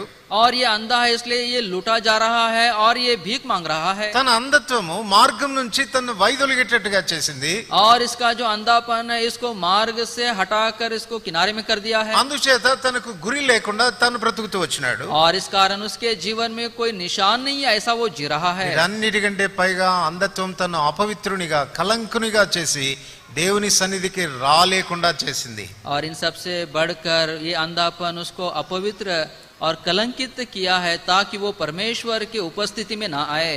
ఇటువంటి వ్యక్తిని ప్రభు దర్శిస్తూ వస్తున్నాడు. और ऐसे व्यक्ति से प्रभु यीशु मसीह ने भेंट किया है। ఇప్పుడు చదవండి మార్కు సువార్త 10వ అధ్యాయం. अब हम पढ़ेंगे मरकुस सुसमाचार उसका 10 अध्याय। మార్కు సువార్త 10వ అధ్యాయం मरकुस सुसमाचार उसका 10 अध्याय 46వ వచనం. और उसका 46 वचन। వారు ఎరికో वे పట్టణంలోకి यरीहो में వచ్చి आए ఆయన और తన जब वो శిష్యులతో और उसके चेले బహు और एक बड़ी జనసమూహములతోను भीड़ ఎరికో నుండి यरीहो से బయలుదేరి निकलती थी, వచ్చుచుండగా तिमाई का पुत्र తీమై కుమారుడు एक భర్తమైన अंधा గుడ్డి भिखारी భిక్షుడు सड़क के త్రోవ किनारे పక్కన बैठा కూర్చుండెను. था. 47వ వచనం 47 ఈయన నజరేయుడైన యేసు అని వాడు విని नासरी है पुकार पुकार कर कहने దావీదు लगा కుమారుడా हे నన్ను दाऊद के కరుణింపుమని संतान यीशु కేకలు मुझ पर వేయ दया कर. మొదలు పెట్టెను. ఇక్కడ మనం గమనిస్తే దేవుని యొక్క అపారమైన ప్రేమ కనపడుతుంది. यदि यहाँ पर यदि हम ध्यान देते हैं प्रभु यीशु मसीह का असीम प्रेम हमें दिखाई देता है. ఇలాగ చెరిపోయినటువంటి వ్యక్తిని ప్రభువే దర్శిస్తూ ఉన్నాడు. और ऐसे भ्रष्ट हुए व्यक्ति को प्रभु यीशु मसीह उससे भेंट कर रहा है. మనం ఆయనను వెతకలేదు, हमने उसको नहीं ढूंढा, మనం ఆయన దగ్గరికి వెళ్ళలేదు, हम उसके समीप नहीं गए, కానీ ఆయన మన విషయంలో ఆలోచించాడు. लेकिन वो हमारे विषय में वो सोच रहा ఈ है. రాత్రి ఒకసారి నువ్వు ఆలోచించు, నీ ఆత్మీయమైనటువంటి జీవితం కూడా ఈ రీతిగా లేదా? इस शाम के समय आप सोचिए, क्या आप अपने आत्मिक जीवन को क्या आप ढूंढ सकते हैं? ఈ రాత్రి ప్రభు నిన్ను దర్శించడానికి ఇష్టపడుతున్నాడు. आज शाम के समय प्रभु आपसे वो भेंट करना वो चाहता है, ఆ వ్యక్తిని బాగు చేయాలనేదే ఆయన యొక్క ఉద్దేశం. और उस व्यक्ति को वो चंगा करना चाहता है, वही उसका उद्देश्य है. అయితే ఎప్పుడైతే వాడు ఆ చప్పుడు విన్నాడో और जब उसने ये आवाज को जब उसने सुना, వాడు వెంటనే ప్రార్థించడం మొదలు పెట్టాడు. तुरंत वो प्रार्थना करने लगा, దావీదు కుమారుడా నన్ను కరుణించుము. हे दाऊद के संतान मुझ पर दया कर. ఎందుకు తాను ఆ రీతిగా ప్రార్థించి ఉంటాడు? क्यों वो इस रीति से प्रार्थना किया होगा? వీడు యేసు ప్రభువారిని గురించి చాలా సంగతులు విన్నాడు. ये व्यक्ति प्रभु यीशु मसीह के विषय में बहुत सी बातों को उसने सुना है. చోటి వారికి చెవులు ఇచ్చాడని, जो बहरे थे उनको उसने कान दिए हैं, తాను కుంటి వారికి కాళ్ళు ఇచ్చాడని, लंगड़ों को उसने पैर दिए हैं, గుడ్డి వారికి కళ్ళు ఇచ్చాడని, अंधों को उसने आंखें दी है, చనిపోయిన వారిని సైతం లేపాడని, मुर्दों को इसने जिलाया है. బహుశా యేసయ్యను గురించిన సంగతులు తాను విని ఉన్నాడు. हो सकता है कि प्रभु यीशु की बातें उनको उसने सुना है. బహుశా తన హృదయంలో ఆశ ఉండి ఉండవచ్చు. हो सकता है कि अब इसके मन में एक आशा जाग रही నా है, మట్టుకు నేను ఆ ప్రభు దగ్గరికి వెళ్ళలేను, मैं अपने आप से प्रभु के पास नहीं जा सकता हूँ. ఒకవేళ ఆ ప్రభు నా గ్రామానికి వస్తే ఎంత బాగుండు, यदि वो प्रभु मेरे गांव में आएगा तो कितना अच्छा होगा, నన్ను కూడా స్వస్థపరుస్తాడు కదా. मुझे भी वो चंगा करेगा. కనుక దేవుని కూర్చున్నటువంటి ఎరికలోనికి వచ్చాడు. और परमेश्वर के उस ज्ञान में पहचान में वो आया है. దేవుని వాక్యంలో రోమా 10:17 రాయబడింది, रोमियो की पत्री 10:17 में कहा है, వినుట వలన విశ్వాసం కలుగును, వినుట క్రీస్తును గూర్చిన మాట వలన కలుగును. विश्वास सुनने से और सुनना मसीह के वचन से होता है. యేసయ్యను గురించి తాను విన్నాడు, यीशु के बारे में उसने सुना है, యేసయ్య మీద తనకి విశ్వాసం అనేది కలిగింది. और यीशु के ऊपर उसका विश्वास आया है. అందుచేత ఆయన రాగానే, इसलिए जब प्रभु वहां पर आया, యేసు ఆ మార్గం గుండా వెళ్తున్నాడని వినగానే जब उसने सुना कि प्रभु यीशु उस मार्ग से जा रहे हैं, తాను ప్రార్థన చేయడం ప్రారంభించాడు. अब वो प्रार्थना करना उसने आरंभ किया है. ఈ రాత్రి దేవుడు నిన్ను బాగు చేయడానికి ఎంత సులువు చేస్తున్నాడంటే, आज शाम के समय प्रभु आपको चंगा करने के लिए इतना वो आसान कर रहा है. నీ జీవితాన్ని బాగు చేసేవాడు ఆయన మాత్రమే అని తెలుసుకో. आपके जीवन को ठीक करने वाला केवल वो एक ही है, इस बात को आप समझिए. చిన్న ప్రార్థన చాలు నన్ను కనికరించు అని. छोटी प्रार्थना काफी है, मुझ पर दया कर. రోమిలికి రాసిన పత్రిక रोमियो की पत्री 10వ అధ్యాయం, और उसका 10 अध्याय, రోమిలికి రాసిన పత్రిక 10వ అధ్యాయం रोमियो की पत्री उसका 10 अध्याय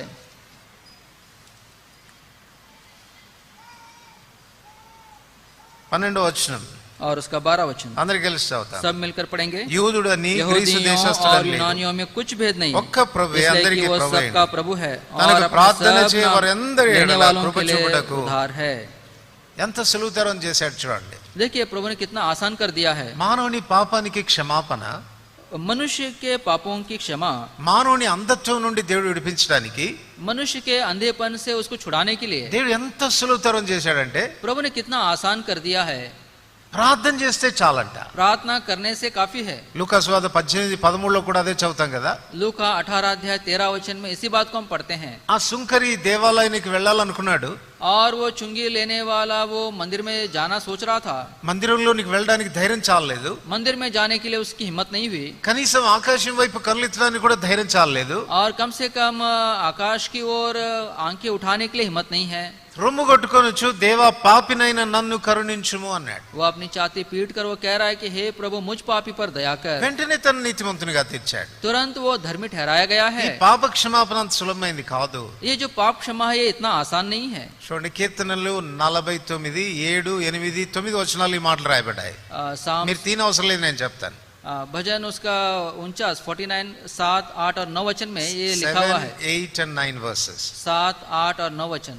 7వ వచనంలో ఈ రీతిగా రాయబడింది, 7 वचन में इस रीति से लिखा हुआ है, ఎవడును ఏ విధము చేతను తన సహోదరుని విమోచింపలేడు. कोई भी किसी भी रीति से अपने भाई को वो छुड़ा नहीं सकता है। విధము అనంటే మెథడ్, పద్ధతి అని అర్థం. किसी भी रीति से कोई भी मतलब रीति से वो छुड़ा नहीं सकता है। విధము దగ్గర బహుశా ఇప్పుడు మనం మతాలు పెట్టుకోవచ్చు. और किसी भी रीति से मतलब अब हम हमारा धर्म ले सकते हैं। ఈ దినాన చాలా మతాలు వచ్చినాయి కదా. इन दिनों में बहुत से धर्म है।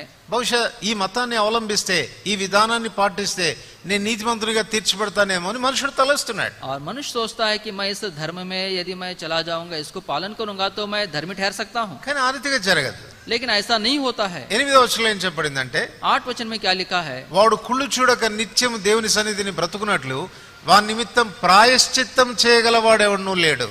और वो सदा परमेश्वर के सामने जीवित रहे, उसके लिए प्रायश्चित करने वाला कोई नहीं है। చేయగలుగుట అనేది కార్యాన్ని గురించి మాట్లాడుతుంది. और करने वाला मतलब वो काम को दिखाता है। అంటే ఏ విధానాన్ని అవలంబించినా నీతిమంతులు కాలేము, कोई भी तरीका अपनाने से भी धर्मी नहीं ठहराए जाएंगे। ఏ మంచి కార్యం చేసి కూడా నీతిమంతులం కాలేము. कोई भी अच्छा काम करने के द्वारा भी धर्मी नहीं ठहराए जाएंगे। 9వ వచనంలో ఏం చెప్పాడంటే, 9 वचन में क्या कहा है, వారి ప్రాణ విమోచన ధనము బహు గొప్పది, అది తీరకట్లు ఉండాల్సిందే.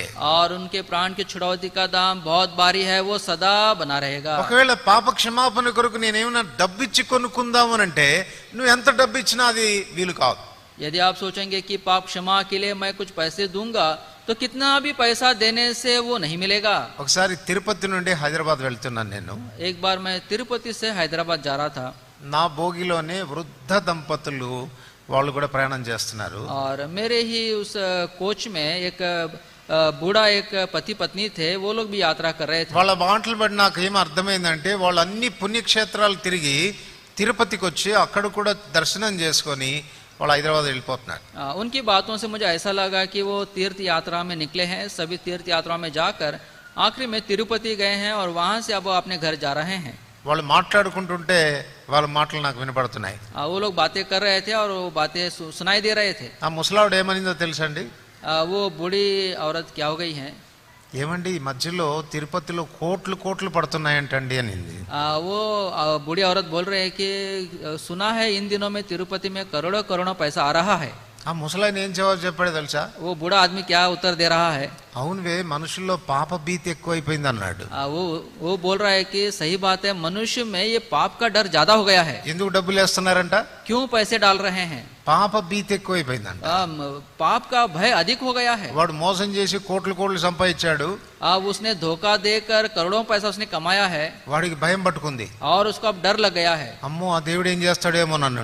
वो परमेश्वर अब क्या करेगा, వాడికి ఏం ఆలోచన వచ్చిందంటే, अब उसको क्या विचार आया है, ఆ దేవునికి కూడా కొంచెం ఇచ్చేస్తే పోలా అని. परमेश्वर को भी कुछ भाग दे देंगे तो हो जाएगा, ఆయన కూడా శాంతి అయిపోతాడు కదా. वो भी शांत हो जाएगा। సాధ్యమేనాది? क्या ये हो सकता है? దేవుని వాక్యం ఏముంటుంది? వారి ప్రాణ విమోచన ధనం బహు గొప్పది, అది తీరకట్లు ఉండాల్సిందే. प्रभु का वचन कहता है उनके प्राण के छुड़ौती का दाम बहुत भारी है, वो सदा ఇవన్నీ बना ఎందుకు रहेगा। చెప్తున్నాను మీకంటే, ये सब बातें मैं क्यों बता रहा हूँ, ఏ విధానాన్ని అవలంబించి నీతిమంతుడు కాలేవు, और कोई भी तरीका अपनाने से आप धर्मी नहीं बनेंगे, ఏ మంచి కార్యం చేసి నువ్వు నీతిమంతుడు కాలేవు, कोई अच्छा काम करके आप धर्मी नहीं बन सकते हैं, ఎంత డబ్బిచ్చినా నువ్వు నీతిమంతుడు కాలేవు. कितना पैसा देने से भी आप धर्मी नहीं बन सकते हैं। దేవుడు ఎంత సులభం చేశాడంటే ప్రార్థన చేస్తే చాలంట నీతిమంతుడు అయిపోతాం. प्रभु ने इतना आसान कर दिया है, आप प्रार्थना करेंगे तो काफी है। చూడండి రోమా 3:24 వచ్చిన. रोमियों की पत्री 3 अध्याय और उसका 24 वचन। రోమా 3:24 వచ్చిన. रोमियों की पत्री 3 अध्याय और उसका 24 वचन। కాబట్టి నమ్మువారు ఆయన కృప परंतु చేతనే उसके अनुग्रह క్రీస్తు से యేసునందు విమోచనము वो छुटकारे ద్వారా के द्वारा जो मसीह यीशु में है, ఉచితముగా सेवक में నీతిమంతులని धर्मी ठहराए जाते हैं। తీర్చబడుచున్నారు. నమ్మితే చాలు. विश्वास करने से काफी है। నీ విమోచన క్రయధనంగా తను క్రయాన్ని కట్టాడని నమ్మితే చాలు. आपके छुड़ौती का दाम उसने चुकाया है, इस बात पर आप विश्वास करेंगे तो काफी है। ప్రభా పాపిని నన్ను కరుణించని ప్రార్థన చేస్తే చాలు.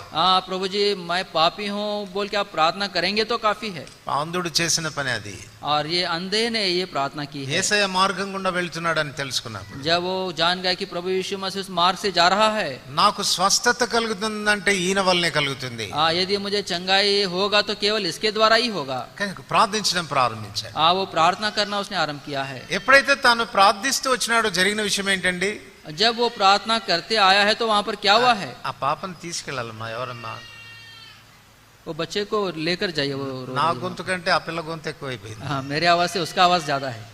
వచ్చి పక్క తీసుకెళ్ళండి. ఎవరమ్మాయి కాదా, పేపర్లో వేసేస్తాను చెప్పండి, తీసుకెళ్ళిపోమని. कोई बड़े लोग लेकर जाइए बच्चे। నమ్మితే చాలు, विश्वास करने से काफी है। మన పాపముల కొరకు ఆయన ప్రాయశ్చిత్తం చేయబడ నమ్మి, हमारे पापों के लिए उसने प्रायश्चित किया है, इस बात को जब ప్రభా हम నేను विश्वास పాపిని करते అంటే हैं, చాలు, प्रभु जी मैं पापी हूँ ऐसा कहने से काफी है। ఉచితంగా ఆయన మనల్ని నీతిమంతులుగా చేస్తాడు. सेंत में तो हमें धर्मी बनाएगा। ఇప్పుడు చూడండి, మీకు ఒకవేళ ఈ రీతిగా చెప్పాను అనుకోండి, मान लीजिए इस रीति से मैंने आपसे कहा, ఈ రాత్రి మీకు ఒక మంచి ఆఫర్ ఇస్తున్నాను. आज रात मैं आपको बहुत अच्छा एक ऑफर दे रहा हूँ। ఈ మీటింగ్ అయిన తర్వాత इस मीटिंग के बाद మీలో ఎవరైనా, आप में से कोई भी, మీలో ఎంతమంది అయినా आप में से कितने लोग भी నా దగ్గరికి వచ్చి मेरे पास आकर నన్ను అడగండి, मुझसे मांगिए, ఒక్కొక్కళ్ళకి 100 కోట్లు ఇస్తాను. एक एक व्यक्ति को 100 करोड़ दूंगा। ఎంతమంది వస్తారు? कितने लोग आएंगे? ఎంతమంది వస్తారు? कितने लोग आएंगे? కష్టపడేది ఏం లేదు, कुछ मेहनत करना नहीं है, నా దగ్గర కొంచెం అడిగితే చాలు, सिर्फ मेरे पास आकर मांगो, నేను ఇచ్చేస్తాను. मैं दे दूंगा। నాకు తెలుసు మొత్తం వరుస కడతారు మీరు. मुझे पता है सब लोग लाइन में आ जाएंगे। మన ప్రాణ విమోచన ధనం బహు గొప్పది. हमारे प्राण के छुड़ौती का दाम बहुत भारी है, దాని కొరకు తన ప్రాణమే పెట్టేశాడు ఆయన. और उसके लिए उसने अपना प्राण दे दिया है। వెండి బంగారముల వంటి క్షయవస్తుల చేత విమోచించబడలేదు, सोना चांदी ऐसे नाशवान वस्तुओं से नहीं, అమూల్యమైన గొర్రెపిల్ల వంటి క్రీస్తు రక్తం చేత విమోచించబడ్డారు. बहुमूल्य मेमने का प्रभु यीशु मसीह का लहू के द्वारा उसने छुड़ाया है। ఇప్పుడు ఆ క్రయం చెల్లించి अब वो दाम चुकाकर అడుగుడి మీకు ఇవ్వబడును అంటే, अब वो कहता कि मांगो तो तुम्हें दिया जाएगा। పాప క్షమాపణ విలువ ఎంత గొప్పదో తెలుసా? पाप क्षमा का कीमत कितना महान है क्या आप जानते हैं? ఎన్ని కోట్లు పెట్టినా నువ్వు దాన్ని సంపాదించుకోలేవు. आप कितने करोड़ों का पैसा देने से भी आप कमा नहीं सकते हैं। ఈ రాత్రి అడిగితే చాలు ఇస్తానంటున్నాడు. इस शाम के समय मांगो तो दे दूंगा। ఆ గుడివాడికి అర్థమైంది, और वो अंधे को समझ में आ गया है, నేను అడిగితే చాలు ఆయన నన్ను బాగు చేస్తాడు. मैं मांगूंगा तो काफी है, वो मुझे चंगा करेगा। అడగడం ప్రారంభించాడు. वो मांगना शुरू किया है, మనుషులు అడ్డుపడుతున్నారు. और लोग उसको रोक रहे हैं। ఒరే గుడ్డివాడు అరవద్దురా, ये अंधे मत चिल्ला, నోరు మూసుకో. अपना मुंह बंद कर। కానీ వాడికి తెలుసు, लेकिन उसे पता है ఈ సమయం దాటిపోతే, यदि ये समय निकल गया, ఆయన దాటిపోయాడంటే यदि वो निकल गया है నా జీవితానికి ఇక నిరీక్షణ లేదు. और उसके बाद मेरे जीवन के लिए कोई आशा नहीं है। నేను ఎంతో కాలం ఎదురు చూస్తున్నటువంటి వ్యక్తి कई सालों से जिसकी राह मैं देख रहा था वो व्यक्ति है, నాకు సమీపంగా వచ్చాడు, मेरे समीप आया है, నన్ను దాటిపోతా ఉన్నాడు. और वो यहाँ से निकल रहा है। అమ్మో, ఈ అవకాశం పోగొట్టుకోకూడదు. इस अवसर को मुझे नहीं खोना है। మరింత గట్టిగా కేక వేశాడు. और वो ऊंचे शब्द से चिल्लाने लगा है। ఎంత గట్టిగా కేక వేశాడంటే इतना ऊंचे शब्द से उसने चिल्लाया, యేసు ప్రభు నిలబడిపోయాడంట. प्रभु यीशु मसीह खड़ा हो गए वहीं पर। ఒక భక్తుడు చెప్పగా విన్నాను, एक भक्त व्यक्ति ने कहा, గొప్ప భక్తుల్లో యెహోషువ నంబర్ 1 ర్యాంక్ లో వస్తాడు అనుకుంటా. बड़े भक्तों में यहोशू जो है वो पहले स्थान में आएगा। ఎందుకో చెప్తారా? क्यों? యెహోషువ దేన్ని ఆపగలిగాడు? यहोशू ने किसको रोका? సూర్య చంద్రుల్ని ఆపగలిగాడు. सूरज और चांद को उसने रोक दिया है। ఏయ్ సూర్యుడు అక్కడ నిలబడిపో, చంద్రుడు ఇక్కడ నిలబడి అంటే అయిపోయినాయంట. यहोशू ने कहा सूरज तू यहाँ पर खड़ा हो जा, चांद तू यहाँ पर खड़ा हो जा, तो दोनों खड़े हो गए। సూర్య చంద్రులను ఆపినటువంటి యెహోషువ ఎంత గొప్పవాడు. सूरज और चांद को रोकने वाला यहोशू कितना महान है। సూర్య చంద్రులను కలగచేసిన సృష్టికర్త అయిన యేసయ్యను ఆపినోడు ఎవడు? और सूरज चांद को बनाने वाले सृष्टिकर्ता को रोकने वाला व्यक्ति कौन है? గుడ్డివాడు. ये अंधा व्यक्ति है। ఇప్పుడు చెప్పండి, ఎవరు గొప్పోళ్ళు? अब बताइए कौन महान है? ఎవరు గొప్పోళ్ళు? कौन महान है? యెహోషువ గొప్పోడా, గుడ్డోడు గొప్పోడా? यहोशू महान है या फिर ये अंधा व्यक्ति महान है? యెహోషువ సూర్య చంద్రుల్ని ఆపాడు. यहोशू ने सूरज चांद को रोका है ఈ గుడ్డివాడు యేసయ్యనే ఆపగలిగాడు. और ये जो अंधा व्यक्ति है इसने प्रभु यीशु मसीह को रोक दिया. ఈ రాత్రి మన మధ్యలో నుండి దాటి వెళ్తున్నాడు ఆయన. आज रात के समय हमारे बीच में से होकर वो जा रहा है. నీ అంధత్వం ఆయనకు తెలుసు. आपका अंधापन वो जानता है. నువ్వు ఎంత దౌర్భాగ్యమైన స్థితిలో ఉన్నావు ఆయనకు తెలుసు. आप कैसी दयनीय दशा में है वो जानता है. ఆ ఎంతగా నువ్వు పాపరైపోయావో ఆయనకు తెలుసు. आप कितने कंगाल हो गए हैं ये वो जानता है. ఎంతగా గురి తప్పి జీవిస్తున్నావో ఆయనకు బాగా తెలుసు. कितना आप निशान से भटक कर आप जी रहे हैं वो जानता నిన్ను है. స్వస్థపరచడానికి ఈ రాత్రి ఆయన వచ్చాడు. आपको चंगा करने के लिए इस रात को वो आया है. ఆయన అంటున్నాడు నా కుమారుడు నా కుమార్తె అడుగు ఇస్తాను అంటున్నాడు. वो कह रहा है कि मेरे बेटे मेरी बेटी मुझसे मांग मैं तुझे दूंगा. అవకాశాన్ని పోగొట్టుకోవద్దు. इस अवसर को आपको नहीं गंवाना है. ఇదిగో ఇప్పుడే మిక్కిలి అనుకూలమైన సమయం. और यही ये उद्धार यही ये अच्छा समय है. ఇదే రక్షణ దినం. यही उद्धार का दिन है. యెహోవా మీకు దొరుకు కాలమందు ఆయన వెతుకుడి. यहोवा जिस समय आपको मिलेगा उस समय में आप उसको ढूंढिए. ఒకసారి ఆలోచించు, దొరుకు కాలం ఉంది అని అంటే దొరకని కాలం కూడా రాబోతుంది. उस मिलने का समय है इसका मतलब ये है ऐसा समय भी है जब वो नहीं मिलेगा. इस बात को आप ध्यान दीजिए. చూడండి ప్రతిదానికి సీజన్ ఉంటుంది కదా. देखिए हर एक के लिए समय है. సీజన్ ఫ్రూట్స్ వస్తాయి మనకు. समय के अनुसार फल आते हैं. అన్ సీజన్ లోకి వెళ్ళి దాన్ని మనం వెతికితే मान लीजिए वो उसका समय नहीं है, ऐसे समय में वो फल को ढूंढेंगे అప్పుడు మనకు దొరకదు అది. तब वो हमें नहीं मिलता है. ఈ దినాన సీజన్ ప్రభు దొరికే కాలం ఇది. अब ये प्रभु मिलने का ये समय है. నువ్వు పిలిస్తే ఆయన పలికే కాలం ఇది. यदि आप पुकारेंगे तो वो उत्तर देगा, ऐसा समय है. నువ్వు అడిగితే ఇచ్చే కాలం ఇది. यदि आप मांगेंगे तो वो देने का समय है. అడుగు ఇస్తానని చెప్తున్న కాలం ఇది. और वो कहता है कि मांगो मैं तुम्हें दूंगा. ఇంత ప్రేమించేటువంటి ప్రభు इतना प्रेम करने वाला परमेश्वर ఒక దినాన్ని నువ్వు వెతికినా దొరకడు. एक दिन आप ढूंढेंगे तो भी नहीं मिलेगा. హెబ్రీ 12:17 రాయబడింది.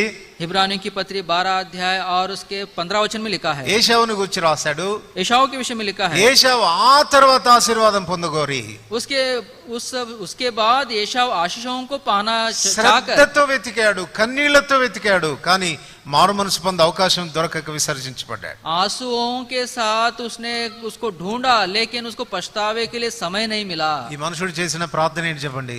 और इस मनुष्य ने क्या प्रार्थना किया है? ప్రభువా దావీదు కుమారుడా నన్ను కరుణించు అన్నాడు. हे दाऊद के पुत्र मुझ पर दया कर. మన ప్రభు కనికరం చూపించడంలో ఆనందించేటువంటి దేవుడు. और हमारा परमेश्वर करुणा दिखाने में वो महान परमेश्वर है. ఆయన కనికరం చూపుటయందు ఐశ్వర్యవంతుడైనటువంటి వాడు. और करुणा दिखाने में वो ऐश्वर्य धनी है. ఆయన కనికరము సమస్త కార్యముల మీద ఉంది. और उसका जो करुणा है वो सब कामों के ऊपर है. అంటే ఆయన పక్షపాతి కాడు. इसका मतलब है कि उसमें कोई पक्षपात నువ్వు नहीं है. ఎవరివైనా, आप चाहे कोई भी क्यों ना ఏ हो, దుస్థితిలో ఉన్నా, कैसी भी दशा में क्यों ना ఎటువంటి हो, స్థితిలో ఉన్నా, कैसी भी परिस्थिति में क्यों ना हो, ఆయన కనికరం కొరకు అర్థిస్తే यदि उसकी करुणा के लिए यदि आप पुकारेंगे, నిన్ను క్షమించే విషయంలో ఆయన చాలా సంతోషిస్తాడు. आपको क्षमा करने के विषय में वो बहुत आनंदित होगा. ఈ గుడ్డివాడు మొర దేవుడు ఆలకించాడు. और इस अंधे के पुकार को प्रभु ने सुन लिया है. ఇప్పుడు ప్రభు అంటున్నాడు వాడిని నా దగ్గరికి రాని. आप प्रभु कह रहा है कि उसको मेरे पास लेकर आओ. అప్పుడు దాకా నోరు మూసుకో అన్నవాళ్ళు अब तक जो लोग बोल रहे थे कि अपना मुंह बंद कर, ఇప్పుడు వీళ్ళేమంటున్నారు చెప్పండి? अब ये लोग क्या कह रहे రే हैं? గుడ్డోడా ధైర్యం తెచ్చుకో, हाँ ये अंधे हिम्मत बांध, లే, हाँ उठ खड़ा हो जा, ఆయన పిలుస్తా ఉన్నాడు నిన్ను. हाँ वो तुझे बुला रहा है. సంతోషంగా వెళ్ళాడు. आनंद से वो गया है. ఎట్లా వెళ్ళాడంట? कैसे गया? 2 విషయాలు చేశాడు. 2 बातें बताई गई. ఒకటి, पहला, తన వస్త్రమును పారవేసి, अपने वस्त्र को उसने फेंक दिया है. తన వస్త్రమును పారవేసి, अपने उस वस्त्र को फेंक दिया है. ఇది 2 విషయాల గురించి మాట్లాడుతుంది. ये 2 बातें हमें बताती हैं. ఒకటి ఏంటంటే, पहला, నేను ఇప్పుడు యేసయ్య దగ్గరికి వెళ్తున్నాను, अब मैं प्रभु के पास जा रहा हूँ. ఈ వస్త్రంతో ఇక మీదట నాకు పని ఉండదు. अब इस वस्त्र के साथ मेरा कोई लेना देना नहीं है. ఏంటి ఆ వస్త్రం చెప్పండి? ये वस्त्र क्या है? వాడు భిక్షగాడు. वो भिखारी है. వాడు కూర్చున్న తర్వాత ఆ వస్త్రం తన ముందు పరుచుకుంటాడు. और वो बैठने के बाद उस वस्त्र को, कपड़े को वो फैलाता है सामने. దేని కొరకు? किसके लिए? అడుక్కోటానికి. भीख मांगने के लिए. పోతున్న దారిలో పోతున్న వాళ్ళ ఆ వస్త్రం మీద డబ్బులు పడేస్తా ఉంటారు. और आने जाने वाले जो राहगीर है वो वहां पर पैसे डालते हैं. ఇప్పుడు చూడండి వాని విశ్వాసం ఎలాంటిదనంటే, अब उसका विश्वास कैसा है? నేను యేసయ్య దగ్గరికి వెళ్తున్నాను, अब मैं यीशु के पास जा रहा हूँ, నాకు కళ్ళు వస్తాయి, अब मुझे आंखें आएंगी, ఇంకా మళ్ళా నాకు ఈ వస్త్రంతో పని లేదు. अब इस वस्त्र के, इस कपड़े के साथ अब मेरा कोई काम नहीं ఇది है. దేని గురించి మాట్లాడుతుందంటే, ये किस विषय में बताता है? ఆయన యందును ఉంచాల్సిన విశ్వాసాన్ని గురించి మాట్లాడుతుంది. उसके ऊपर जो हमें विश्वास होना चाहिए उसके विषय में बताता है. నీకు ఆ కాన్ఫిడెన్స్ ఉందా? क्या ऐसा एक हियाव आपके अंदर है? ఆ దేవుడు నా పాపాలు క్షమించగలడు, वो प्रभु मेरे पापों को क्षमा कर सकता నన్ను है, నీతిమంతునిగా తీర్చగలడు. मुझे वो धर्मी बना सकता है. ఆయన దగ్గరికి వెళ్తే తప్పక నా జీవితం బాగుపడుతుంది. उसके पास जाने के द्वारा निश्चय मेरा जीवन सुधर जाएगा. ఎఫెసీ 2లో రాస్తాడు, एफएससी 2 में लिखता है, మీరు విశ్వాసము ద్వారా కృప చేతనే రక్షించబడి ఉన్నారు. विश्वास के द्वारा अनुग्रह से तुम्हारा उद्धार हुआ है. ఒక నాణ్యానికి ఇరు కోణాల్లాగా एक सिक्के के दो पहलू होते हैं. ఒకవైపు విశ్వాసము, एक तरफ विश्वास है, రెండో వైపు కృప.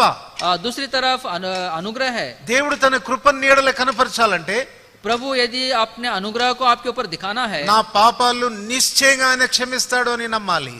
मेरे पापों को निश्चय वो क्षमा करेगा, ये विश्वास आपको होना है. ఈ గుడివాడు ఆ వస్త్రాన్ని పారవేయడంలో ఉన్న మొదటి సంగతి ఇది. और ये जो अंधा व्यक्ति है अपने वस्त्र को फेंक देने में ये पहली बात है. రెండోది ఏమని చెప్పవచ్చు అంటే, दूसरा हम क्या कह सकते हैं? ఇక మీదట ఇలాంటి జీవితం నేను జీవించను. इसके बाद ऐसा जीवन मैं नहीं जीऊंगा.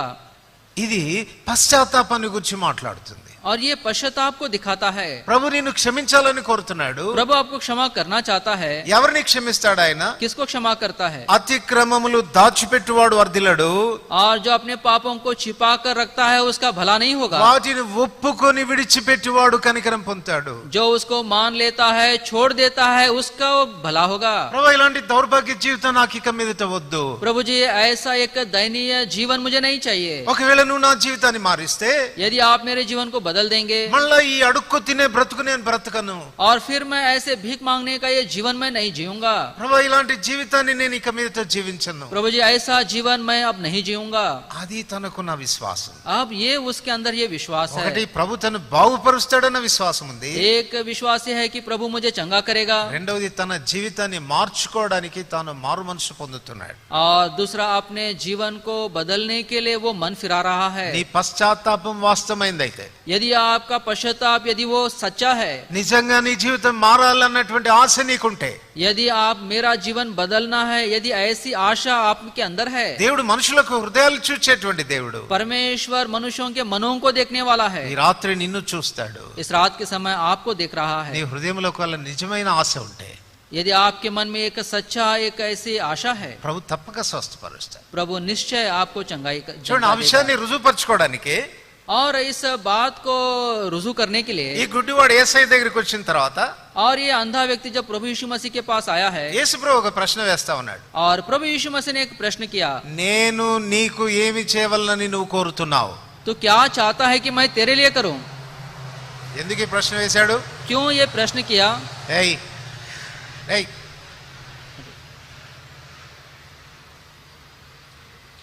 ఎందుకు ఈ ప్రశ్న వేశాడు అనంటే, क्यों ये प्रश्न किया है?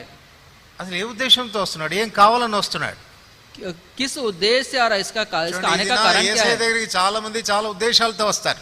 इन दिनों में प्रभु यीशु मसीह के पास बहुत से लोग बहुत से कारणों से आते हैं. నేను చాలా మందిని అడుగుతా ఉంటాను, मैं बहुत से लोगों से पूछता हूँ, యేసయ్య నమ్ముకున్నావా? क्या आपने प्रभु पर विश्वास किए हैं? నమ్ముకున్నానండి. हाँ, मैंने विश्वास किया है. ఎట్లా నమ్ముకున్నావు? कैसे विश्वास किए? నాకు కడుపులో నొప్పి ఉండేది, मेरे पेट में दर्द था, చాలా మంది డాక్టర్ దగ్గరికి వెళ్ళాను, बहुत से डॉक्टरों के पास गया, ఎక్కడ బాగు కాలేదు. कहीं भी ठीक नहीं हुआ. ఒక అక్క చెప్పింది యేసయ్యకి ప్రార్థన చేస్తే పోతుందని. हाँ, एक बहन ने कहा आप यीशु से प्रार्थना करें ठीक हो जाएंगे. కడుపు నొప్పి బాగు చేయన్నాను, हाँ, मैंने कहा प्रभु जी पेट दर्द है, चंगाई दो. బాగు చేసేసాడు. हाँ, उसने चंगाई दे అట్లా दिया. నమ్ముకున్నానండి. ऐसा मैंने प्रभु पर विश्वास किया. అంటే నీ కడుపు నొప్పి పోయి నమ్ముకోవడం కాదు, पेट दर्द जाने से विश्वास करने वाली बात नहीं है. ఇంకా కొంతమంది సమస్యల కొరకు వస్తారు. और कुछ लोग समस्याओं के लिए आते हैं, చాలా రకాలైన కష్టాల్లో ఉంటారు. कई प्रकार के समस्याओं में रहते हैं. మా కష్టాలు పోతే దేవుని నమ్ముకుంటా ఉంటాం. यदि हमारे दुख चले जाएंगे तो हम प्रभु पर विश्वास करेंगे. ఆ రకాలైనటువంటి ఉద్దేశాలతో వస్తారు. ऐसे उद्देश्यों के कारणों से आते हैं. ఇప్పుడు యేసయ్య కూడా వాడిని అడుగుతున్నాడు, अब प्रभु यीशु मसीह आपसे पूछते हैं, ఒరే ఏం చేయాలి నేను కోరుకుంటున్నావు నువ్వు? तू क्या चाहता है मैं तेरे लिए करूं? వాడు అడిగి ఉండొచ్చు కదా, वो मांग सकता है, అయ్యా నేను గుడ్డోండండి, प्रभु मैं अंधा हूँ, ప్రభుత్వ అధికారులతో మాట్లాడి सरकारी अधिकारियों से आप बात कीजिए, మున్సిపల్ ఆఫీసులో ఒక చిన్న ఉద్యోగం ఇప్పించండి, और ये म्युनिसिपालिटी में कोई छोटा नौकरी मुझे दिला दो. అడిగి ఉండొచ్చు కదా. मांग सकता था. లేదంటే చీఫ్ మినిస్టర్తో మాట్లాడి, नहीं तो आप चीफ मिनिस्टर से बात कीजिए, అందరికి ఇల్లు ఇస్తున్నారంట, నాకు కూడా ఒక ఇల్లు ఇప్పించయ్యా, सबको घर दे रहे हैं, मुझे भी एक घर दिला दो. అడిగి ఉండొచ్చు కదా. मांग सकता था. ఏం అడుగుతాడో చూస్తున్నాడు. प्रभु देख रहा है कि ये क्या मांगेगा। వాడు ఏం అడిగాడు చెప్పండి వీడు? इसने क्या मांगा? అయ్యా నాకు దృష్టి దయచేయి. प्रभु मेरे आंखों मुझे दृष्टि चाहिए। ఆ గుడ్డివాడికి కళ్ళు వెలిగించబడటం ఎంత విలువైందో తాను గుర్తించాడు. अब वो अंधा व्यक्ति को उसकी आंखें दिखाई देना कितना ये महत्व है, इस बात को वो समझ गया है। యేసయ్యని అడిగితే ఏమి ఇవ్వలేడండి ఆయన. प्रभु से मांगने से कौन सी वो बात है जो वो नहीं दे सकता है? ఏదైనా ఇవ్వగలడు. कुछ भी वो दे सकता है। ఈ రాత్రి ఏం కావాలని వచ్చావు దేవుని సన్నిధికి? इस रात के समय क्या मांगने के लिए आप प्रभु के पास आए हैं? నీ రోగం బాగు కావడం కంటే, आपके बीमारी को छोड़कर, నీ సమస్యలకు పరిష్కారం కలగడం కంటే, आपकी समस्याओं का निवारण को छोड़कर, నీ ఇబ్బందుల నుంచి బయటపడడం కంటే, आपके संकटों में से बाहर आने की बातों को छोड़कर, పాపముల నుంచి విముక్తి పొందడం చాలా గొప్పది. आपके पापों से छुटकारा पाना बहुत जरूरी है। పాపములు క్షమించటకు ఈ మనిషి కుమారునికి అధికారం ఉంది. पापों की क्षमा करने का ये अधिकार इसके पास है। దేవా నేను పాపిని, నన్ను కరుణించు అని అంటావా ఈ రాత్రి? इस रात के समय हे प्रभु मुझ पापी पर दया कर, ऐसा तो क्या आप कहेंगे? ఆ మాట అడగగానే ఆయనకి ఎంత సంతోషం వేసిందంటే, जब ऐसा उसने कहा तो प्रभु को कितना आनंद हुआ। రే నీ విశ్వాసం నిన్ను బాగు చేసింది, వెళ్ళిపో అన్నాడు. तेरे विश्वास ने तुझे चंगा किया है, तू चला जा। ఈ రాత్రి ప్రభు సన్నిధికి వచ్చినటువంటి నీవు, इस रात के समय जब आप प्रभु की उपस्थिति में आए हैं, మనం అందరం అందులమే. हम सभी अंधे हैं మనం అందరం కూడా దేవుడు ఇచ్చినటువంటి ఆశీర్వాదాలన్నీ పోగొట్టుకున్న వారమే. और हम में से हर एक ने प्रभु ने जो आशीषें दिए हैं उसको हमने गंवा दिए हैं। సాతానుడు మనల్ని దోచుకొని మనల్ని పాపరు చేశాడు. और शैतान ने हमको लूट कर उसने हमें कंगाल कर दिया है। మార్గంలో నుండి మనం వైదొలిగేటట్టుగా చేశాడు. और मार्ग से हम भटक जाए ऐसा उसने कर दिया है। మనల్ని భిక్షగాళ్ళుగా చేశాడు. हमको उसने भिखारी बना दिया है। మనల్ని గురిలేని వ్యక్తులుగా చేశాడు. हमको उसने वो बिना कोई निशान वाले व्यक्ति बना दिया है। మనల్ని అపవిత్రపరిచి దేవుని సన్నిధికి వెళ్ళచాలని పరిస్థితిలోకి తెచ్చాడు. हमें अपवित्र बनाकर प्रभु के उपस्थिति में हम नहीं जा पाए ऐसा उसने कर दिया है। కానీ ఈ రాత్రి ప్రభు నిన్ను మనలా బాగు చేయాలని కోరుతున్నాడు. लेकिन इस रात के समय प्रभु आपको फिर से वो चंगा करना चाहता నిన్ను है। స్వస్థపరచడం ద్వారా, आपको चंगा करने के నిన్ను द्वारा, నీతిమంతునిగా తీర్చడం ద్వారా, आपको धर्मी बनाने के द्वारा, నీ జీవితాన్ని వెలిగించడం ద్వారా, आपके जीवन को प्रकाशित करने के द्वारा కోల్పోయినవన్నీ తిరిగి సమకూర్చాలని కోరుతున్నాడు. जो कुछ आपने खो दिए हैं उन सबों को प्रभु फिर से पुनर्स्थापित करना चाहता అక్కడ है, देना మరొక మాట चाहता కూడా है। మనం చదువుతాము. और यहाँ पर और एक बात हम पढ़ते हैं, వాడు దిగ్గున లేచి, वो तुरंत उठ खड़ा हो गया। వాడు దిగ్గున లేచి, तुरंत उठ खड़ा हो गया। అరైజ్, అది కదా మనం చదువుకుంటున్నాం. वही वचन है जो हम पढ़े हैं, उठ। అరైజ్ లేచి, हिंदी में उठ है। దిగ్గున లేచి. तुरंत वो उठ गया है। ఇదేం తెలియజేస్తుంది? ये हमें क्या बताता है? దాని కొరకైన ఆతురతను తెలియజేస్తుంది. उसके लिए उसके अंदर जो इच्छा है वो बताती है। మళ్ళా చెప్తున్నాను మీకు, फिर मैं कहता हूँ, ఎందుకు మనం ఆత్రపడం? क्यों हम इतना हड़बड़ी नहीं कर रहे हैं? దాని విలువ తెలియనప్పుడే. क्योंकि उसका महत्व क्या है हम नहीं जानते हैं। ఈ రాత్రి తెలుసుకో, నీ పాప క్షమాపణ యొక్క విలువ ఎంతో గొప్పది. इस शाम के समय आप समझिए आपके प्राण के छुड़ौती का दाम कितना वो बड़ा కొన్ని है। కోట్లు ఇచ్చినా నువ్వు సంపాదించుకోలేవు. कई करोड़ों पैसा देने से भी आप कमा नहीं सकते हैं। ప్రభు ఈ రాత్రి ఉచితంగా నీకు ఇవ్వాలని కోరుతున్నాడు. इस शाम के समय प्रभु आपको सेंत में देना चाहता ఆనాడు है। ఎరికోను దర్శించిన దేవుడు ఈ దినాన ఈ మందిరాన్ని దర్శించాడు. उस दिन यरीहो की भेंट लेने वाला प्रभु आज इस मंदिर में आया है। మన మధ్యలో సంచరిస్తా ఉన్నాడు ఆయన. हमारे बीच में वो फिर रहा है। వెళ్ళిపోతాడేమో కాసేపటికి, अब थोड़ी देर में वो जाने वाला है। దాటిపోక ముందే वो जाने से पहले ही కేక పెట్టు గుడ్డివాని లాగా. उस अंधे के समान आप पुकारिए, దావీదు కుమారుడా, हे दाऊद के संतान, నన్ను కనికరించు. मुझ पर दया कर। ఈ మాట చెప్పగలిగితే यदि आप ये बात कहेंगे, ఈ రాత్రి నీ జీవితాన్ని బాగు చేస్తాడు. इस रात के समय आपके जीवन को वो ठीक ठाक कर देगा। కోల్పోయిన ఆశీర్వాదాలన్నీ కూడా నువ్వు సమకూర్చుకుంటావు. जो आशीषें आपने गवाई हैं उनको प्रभु फिर से पुनर्स्थापित करेगा। ప్రార్థన చేసుకో. प्रार्थना करेंगे।